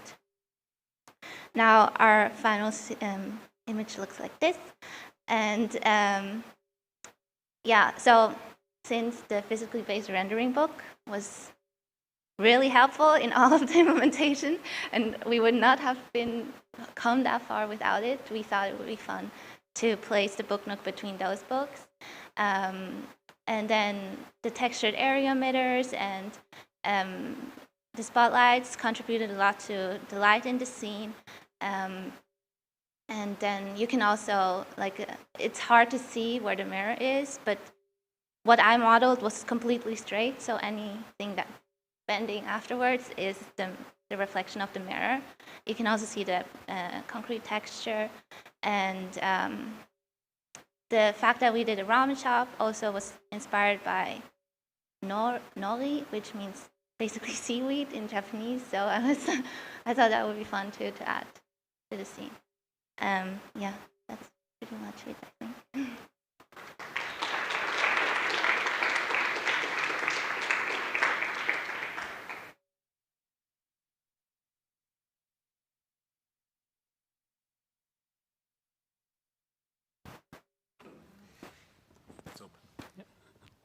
Thank you.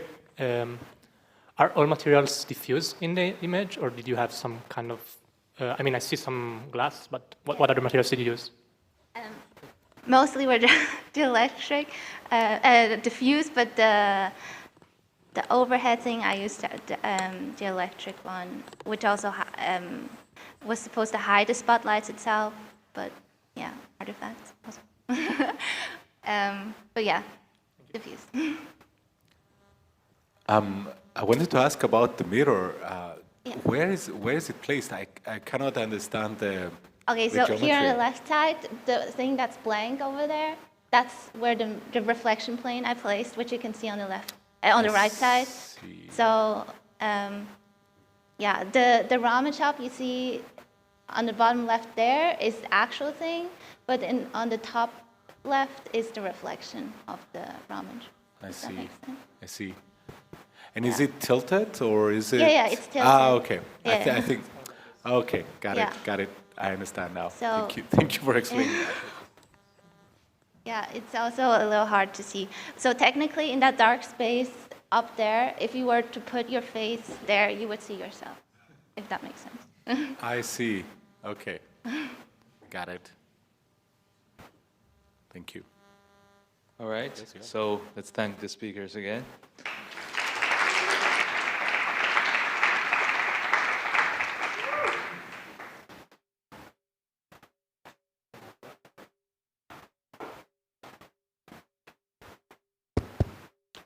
All right. Hello, everyone. I'm Jonas. This is Nadine, and welcome to our presentation of Our Nightmare Before Christmas. So this is our motivational image.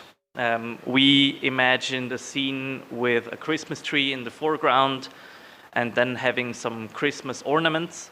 And then we wanted to have some scary elements which are visible in the reflections of the Christmas ornaments.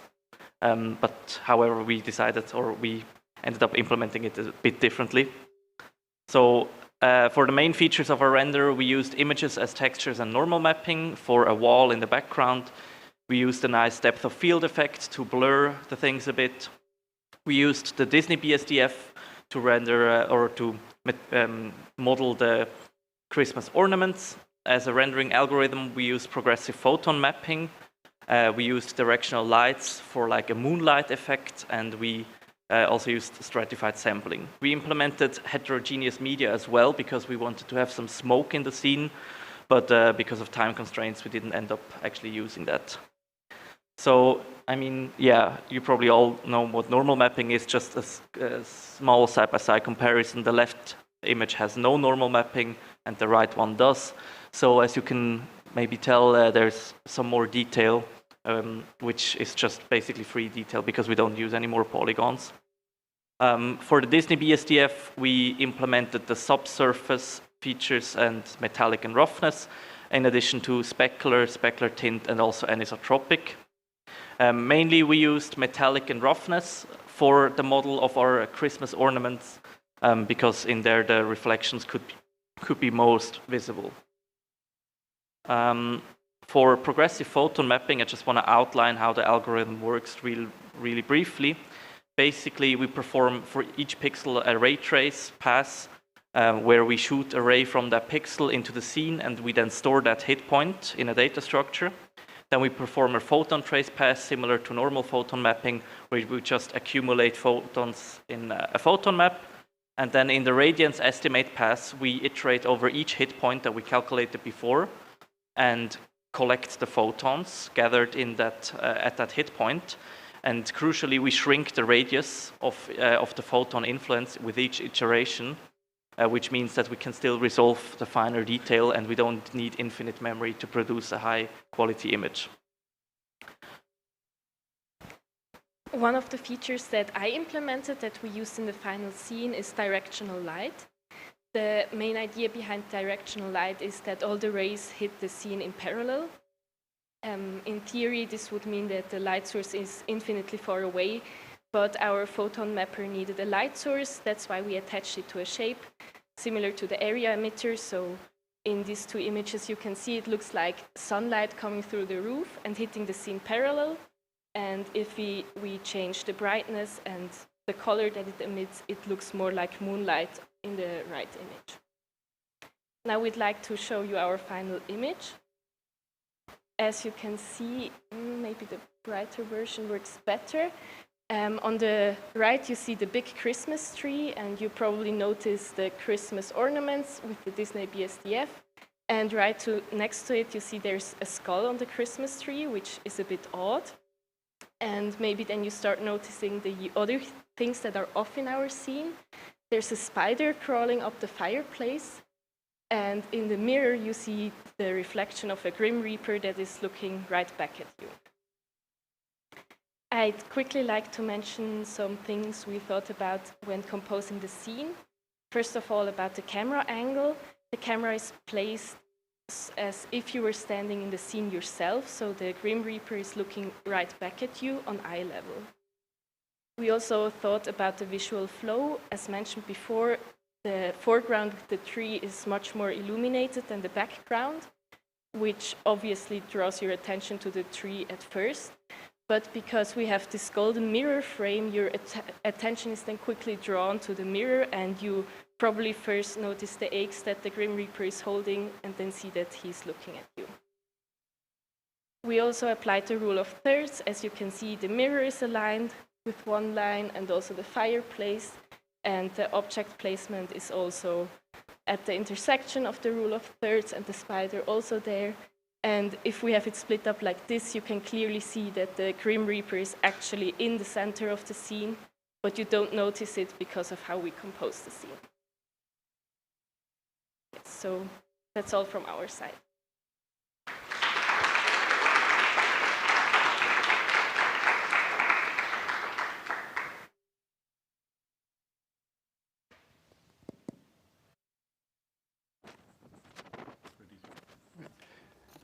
Thank you for the image. I would like to know something more about the tree. How did you do the tree, like the materials? It is a diffuse material. Now, in the end, I used one branch that I found a model of, and then from this constructed the tree on my own in Blender. Okay, thank you.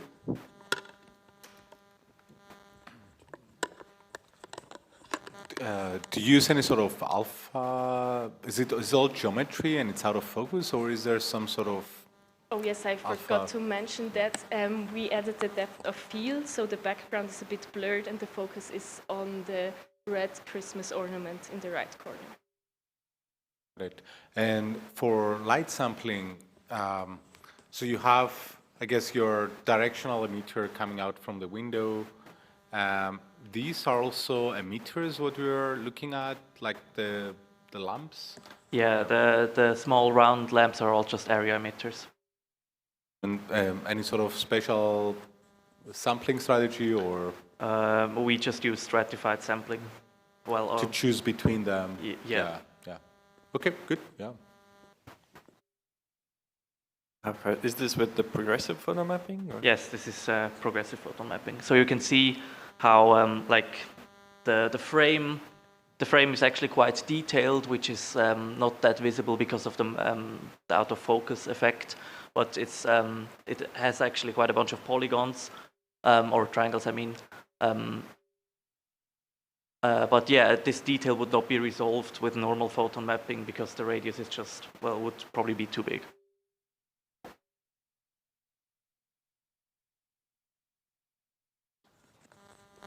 Sorry, I missed it if you mentioned it. What type of material do you use for the skulls? I think it's diffuse. Yeah, just a diffuse material. Just diffuse, okay. Yeah. Thank you. All right, so let's thank the speakers again.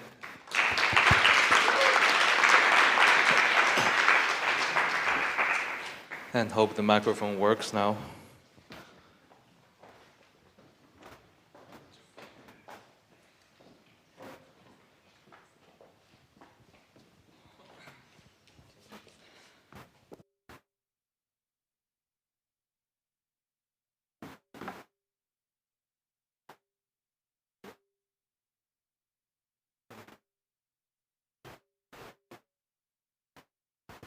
Hello.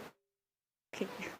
Hi everyone. My name is Diany, and this is my teammate Jafwan. And we would like today to present our image for the our final image for rendering competition. And we will first like to introduce our motivational image. We were looking something that fits into our theme.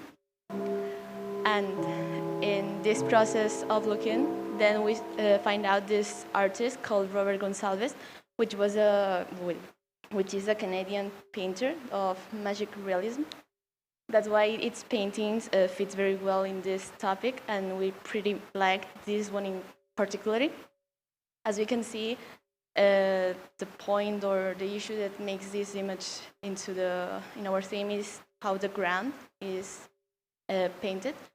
So there's a confusion between if this is a bed or this is snow in form of bed or what it is. So we wanted to render this image with some details of ourselves. And now we would like to present the features that we used. And some of them were the ones I presented here, but there are others that we didn't use it. And at the left hand, we had what we needed, and the right hand, are the names of the features that we implemented.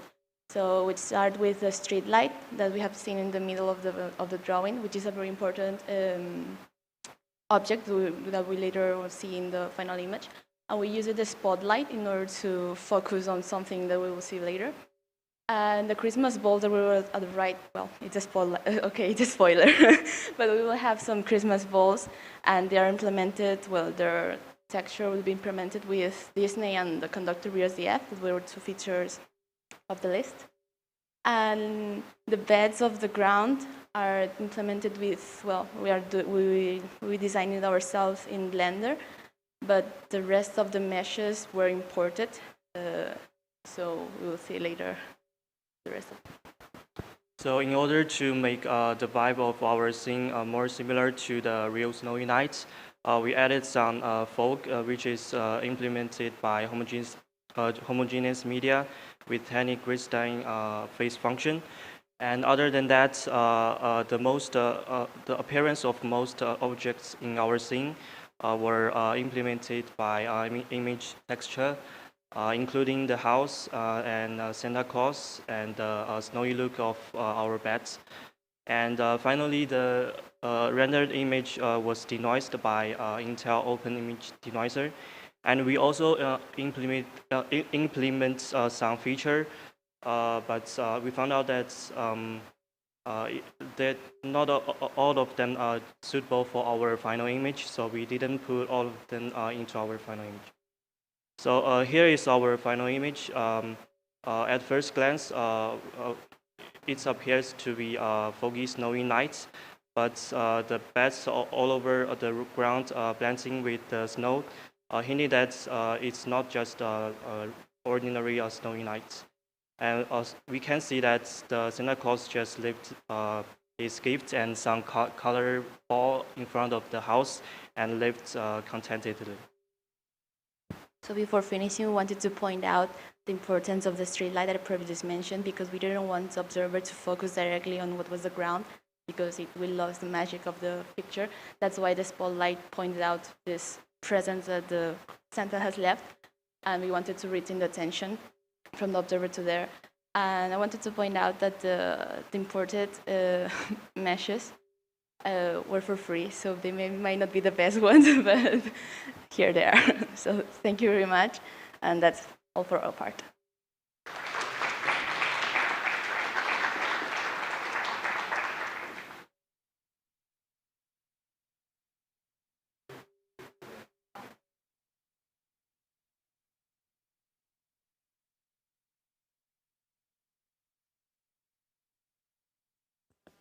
Maybe a question about, so this is homogeneous fog, what we're having, what we're looking at? Yep. Yeah, it is homogeneous media. Fog. Right, and in terms of materials, is it, what type of, I guess, materials you use for the snow? It's, you mean the bed, the ground? Exactly, yeah. The image texture.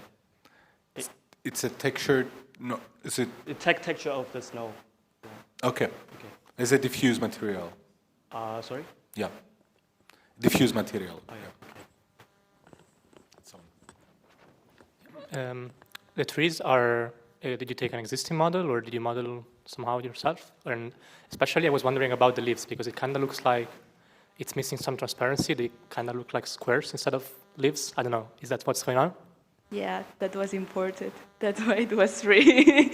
And did not have the detail that it might other meshes have. That's why. I mean. Okay, thank you.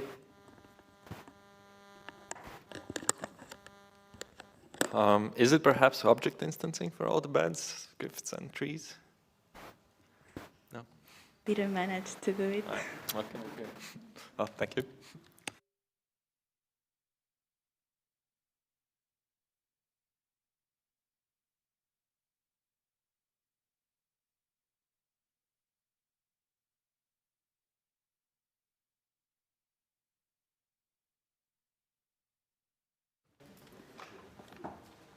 You can try to see if it works now. Hello. Welcome to our rendering competition presentation. I'm Yasmin, this is Sophie. And let's have a look at our motivation image sketch. So we wanted to create a spooky scene with like items of a witch, such as a broom, a pot where she's cooking something, skulls and potions, and our main item should be the smoke in the middle with a skull in it.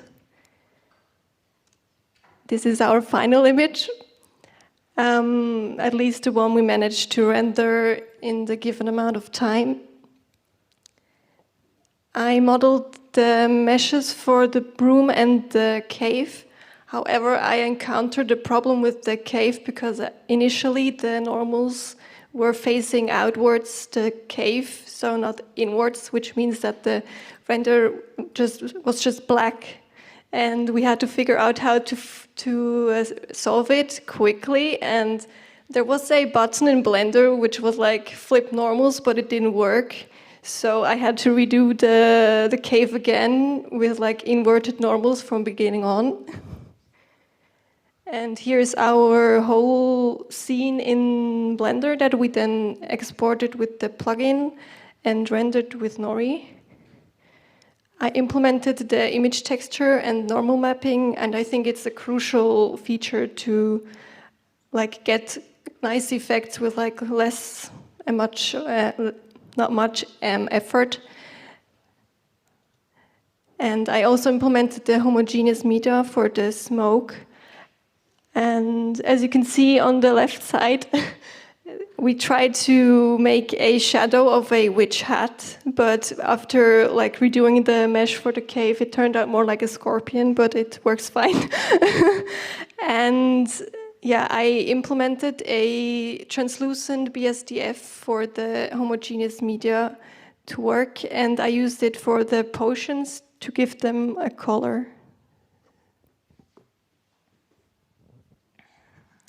So one feature I implemented is the depth of field. We wanted to keep the skulls in focus, so yeah, the broom and also the background is blurred. Then I also implemented the environment map, so you can see it in the background. The cave is actually just a cylinder with two open ends, so we get illumination from behind and from the front. Yeah, and I also implemented subsurface scattering. I followed the approach of PBRT. So the skull and the embers, yeah, I applied it there with actually the same parameters, just with a different albedo. Yeah. And this is again our final image. I also applied the Intel's open image denoiser. Yeah, that's it.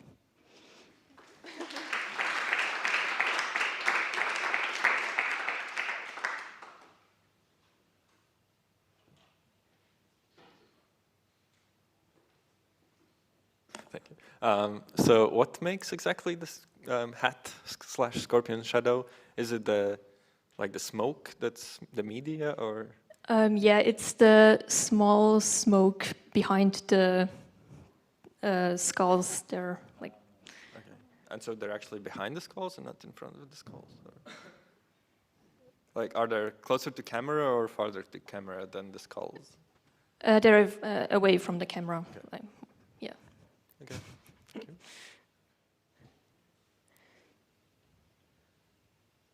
What materials did you use for the stone and the wood, and did you use normal maps also?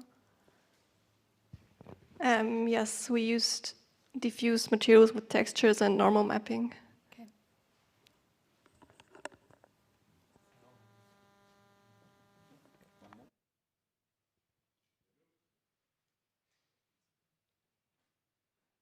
Yeah, I think that you said that you use heterogeneous media at the beginning. Homogeneous. Heterogeneous media? Homogeneous. Ah, homogeneous. Okay, okay, okay. So then there is no heterogeneous media on the in the image. No, it's not.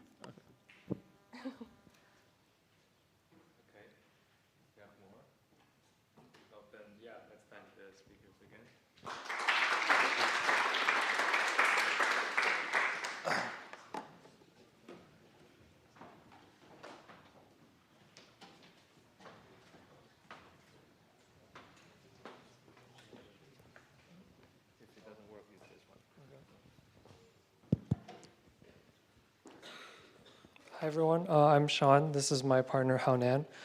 This is our submission titled Night in Hong Kong. Our motivation image is this macro photo.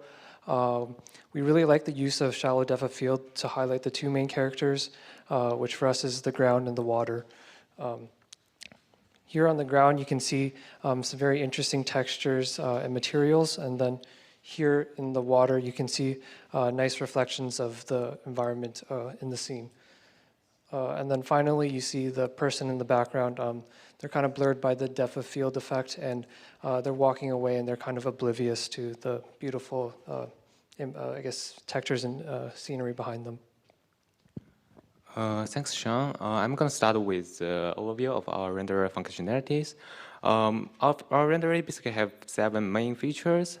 And I implemented textures, participant media, research filter, and Sean is in charge of camera effects, emitter, BSDF, as well as infrastructure. I'd like to introduce one of the key features of our thing, the heterogeneous participant media. We adopt the OpenVDB format as our input data, and the results are basically from the OpenVDB sample model and the data embedded in that website. One difficulty we made during that process is that we need to align the bounding box. So basically, we utilize the bounding box information to create a transformation from the unit bounding box coordinate to the grid volume indices. And so basically, pipeline is we use the inverted object transformation to convert the world coordinate to the object coordinate, which is unit coordinate, and then convert it to the grid volume indices. And after that, we adjust the parameters in a relatively simple thing, which is the corner boxing. We basically will adjust the extinction coefficient, the scatter coefficient, as well as some rotation. And then we apply that back to the target bounding box in our scene.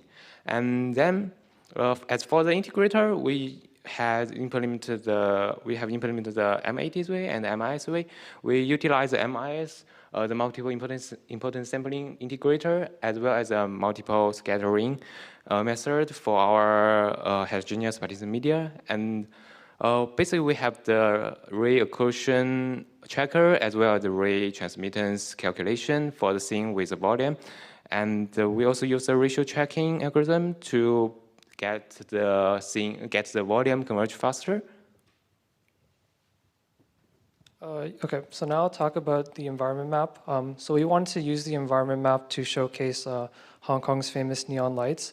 And we decided to get our environment map from Google Street View. So we thought we could get like the precise location. However, that turned out to be very difficult because many of the images were not 360 camera photos, or they were taken during the daytime. So when we finally found an image that sort of worked, we found the one on the right. However, you can kind of see the guy in the bottom left corner. He's holding the camera above his head. So the perspective is from 2 meters above the ground, but we wanted to model something on the ground plane. So aligning that became very difficult. And our strategy was to align the perspective of the camera in the environment map using different rotations and translations. Then we kind of covered the environment map vanishing point, and then we adjusted the object sizes so it looked natural. Now we'll present our final image. Oh, sorry, Blender. Yeah, we use Blender, and I guess I'll just skip that. Yeah, so that's our final rendering imagery, and we would like to emphasize some area. Like the first example is flower texture. We would like to use flower to represent the beauty behind that busy city life. The second emphasis is that we use the depth of field to focus on that central area, and we want to display the detailed texture of the pavement, the curbs, the gap between the curbs, and the plant, and also the reflection of the water. Here's one of the heterogeneous participant media we use in our scene. We exaggerate the smoke effect of the cigarette and try to create a more complex light interaction. And also you can see some more details about the pavement, like the grass, something like that. Yes, and then now we have the water. You can see reflections from the environment map, the car, some more textures. And then here's our center of our image with the depth of field focus, the lens aperture, which is non-spherical, and then the fence, we use the Disney Metallic BSDF. Thank you.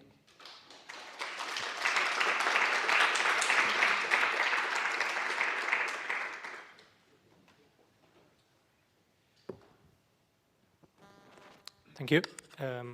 Very interesting idea to use the capture from like street view for an environment map.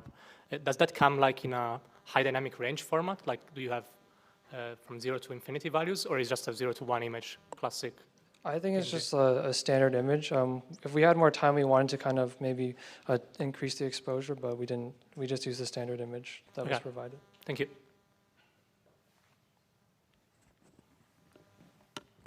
And so it's only lit with the environmental map and 2 emitters as the brake lights, or is there any other lights as well? Yes, there are several spotlights. For example, the left side, there's a spotlight behind the camera, so you can see the scattered, the smoke scattered white light from that white spotlight. And there are several, like the area light of the car behind the car, the car lights to shine from the.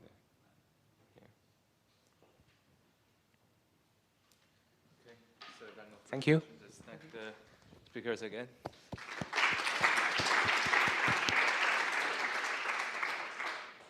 So this is our final presentation-like thing. I wonder if Tao is here today, because I don't think there was a submission for the presentation. So if you're here, you can talk a bit freestyle about your image. Which is like this. I don't know. It looks okay. No, yeah. So that's this image. So maybe an idea of balls, ball emitters. Yeah, hanging somewhere. Right, whatever. So thank you for submitting that image.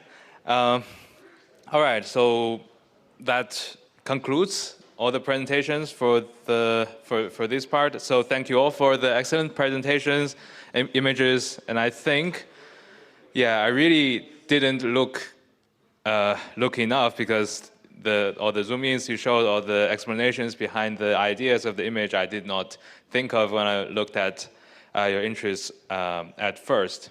So now we will, after you scan this QR code or go to Moodle to try to find the student choice poll, we would have the lunch break until 2:15 p.m. During the lunch break, the jury will eat lunch. And decide the winners while doing that. So thank you for your attention so far, and see you in the afternoon.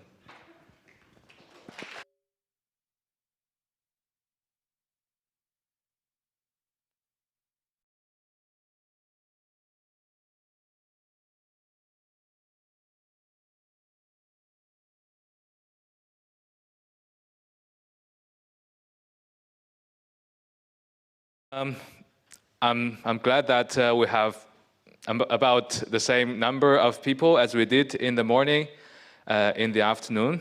And yeah, that happiness is coming from both sides. Yeah. So thanks for coming back. I hope you have had a good lunch. So we're now ready to announce the winners.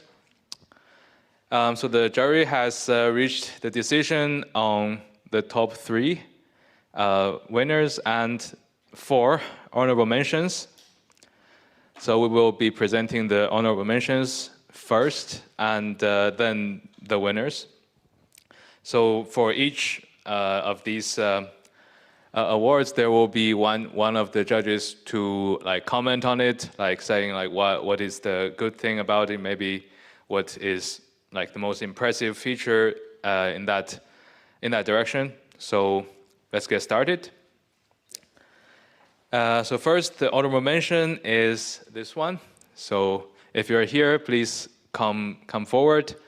Yeah, and let's give him a round of applause.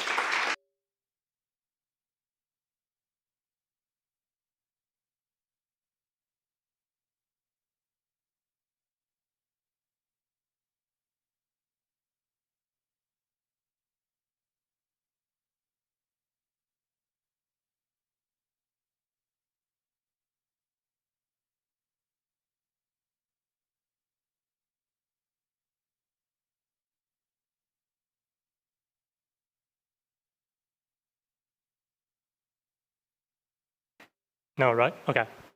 Some of the things we really liked about this image were the composition, the choice of materials, the lighting. They produce really nice soft shadows. It looks really, really good. And also, yeah, a lot of Easter eggs or a lot of interesting things around the scene that we really liked. Thank you. Not this. Actually, also the teammate Anthony, but he couldn't join us today. Ah, okay.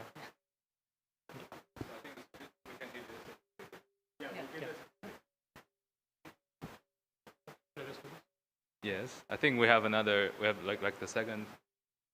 Yeah, this is the second honorable mention, and we also really liked this submission.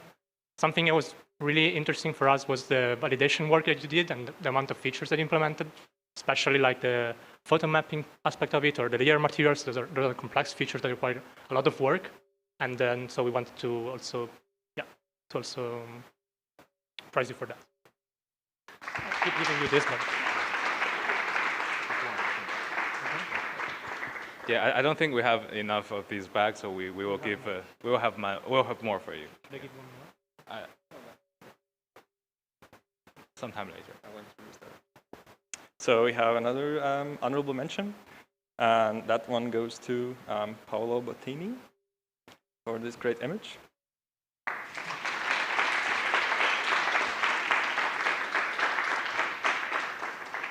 And we really liked, of course, the shadow play and all those aspects and how the scene was designed to make both the nice smiley face from the shadows and the letters smile.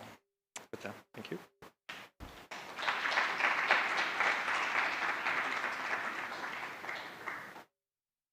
And we also have the 4th honorable mention that goes to Jonas Blank and Nadine Frisch.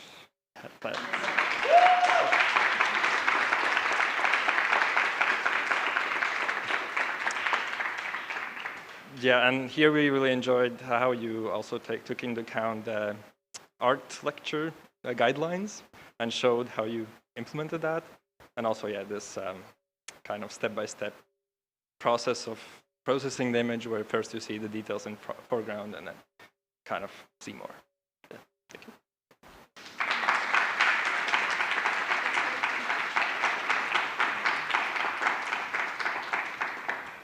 All right, so yeah, well done to the teams with the honorable mentions. Yeah, so I got that as well 6 years ago. So I hope sometime one day you will be hosting the competition. All right, now it's for the 3rd place, which will be presented by Sergio. Okay, so this is the image that we have chosen. If you are here, you can come. Michael Siebenmann and Mark Matter. So we liked a lot the image, also because of the validation that was really good. the participating media it's a complex feature, and also all the procedural volumes. Also, we liked how it fits with the theme and the recursion that you added in the table. We found that very interesting, so it was a very good job.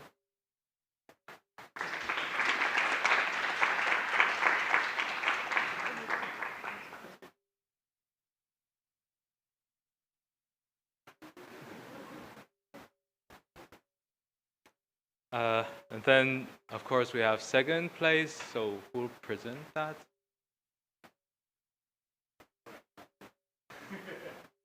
Yeah, sorry, it was tight. Time was tight. Yeah. All right. For second place, big congratulations to Beisanur and Xinjiang. Sorry. Congratulations.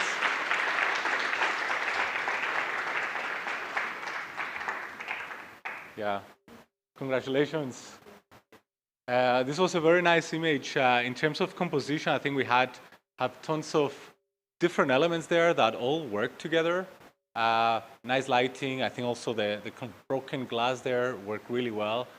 That was really nice addition. Lighting is fantastic. Also the material work. I want to mention that. Yeah, it was nice selections for the types of materials, really showcasing kind of the how much rich visual effects you can get out of a path tracer. So big congratulations for this one, and also a lot of nice little hidden nuggets inside this image. So yeah, big congratulations, and yeah, I think we'll have for you second place is a headset, yeah, and we'll get a second one for the second member, so you can, yeah. Congratulations, yeah.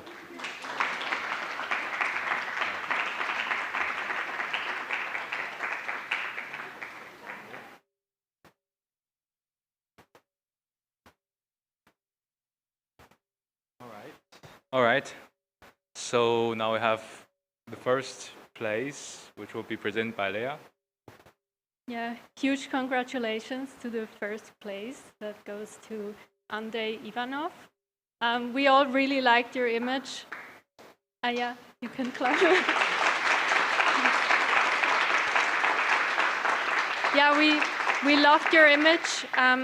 It really stood out with its beautiful composition, the technical elements, and also your attention to detail. So you really have to look multiple times to find all the great details you put in there. So yeah, overall, it's a very creative and aesthetic result. So yeah, congratulations and enjoy your trip to Cyprus.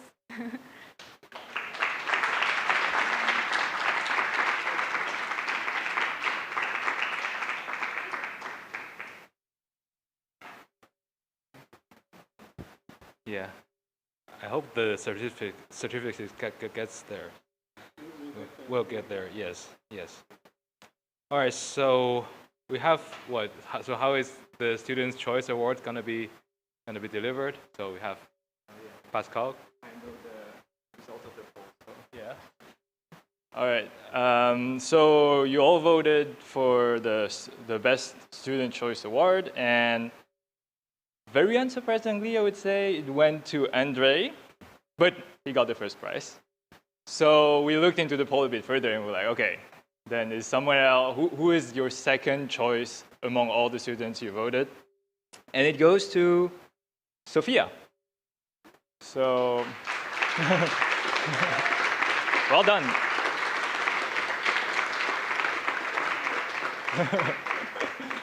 Well, if you want to know why, you can ask your fellow students. Thank you. I wasn't expecting that. But overall, I would say, yeah, it's a pretty nice composition in terms of color and images. So this goes to you, speaker, yeah, and congrats. Well, we can give her a round of applause.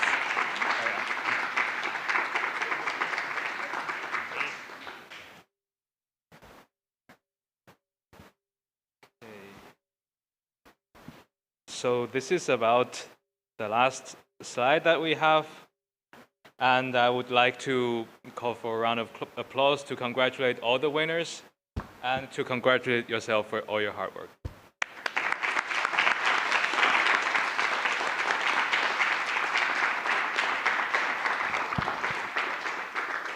Yeah, so bear with me, I have just one page. Yeah, so I would like to thank all the participants for their effort in the project and presentation, and thank the jury for the assessment of the entries and for the heated discussion, which, yeah, actually turned the room up like 10 degrees. So, and thank everyone in the audience and potentially online for joining us on the last day of this semester. So, thank you.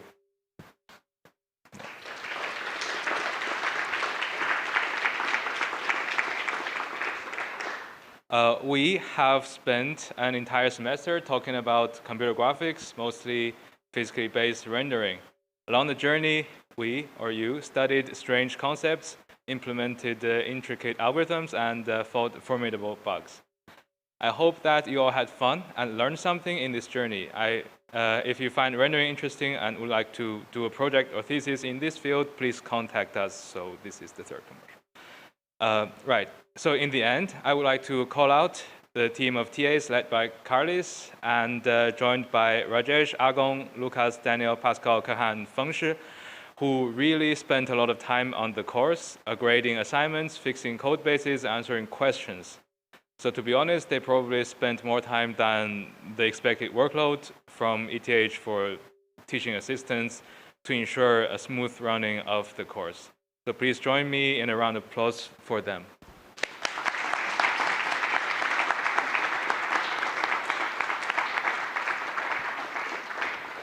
That's really all for today. I wish you happy holidays, Merry Christmas, and Happy New Year, and we can now start the apero. Wait.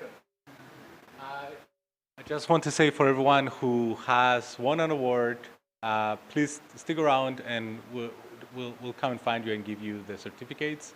If you're unable to be here, drop us a line and we can visit at some other point and we'll give you the certificates.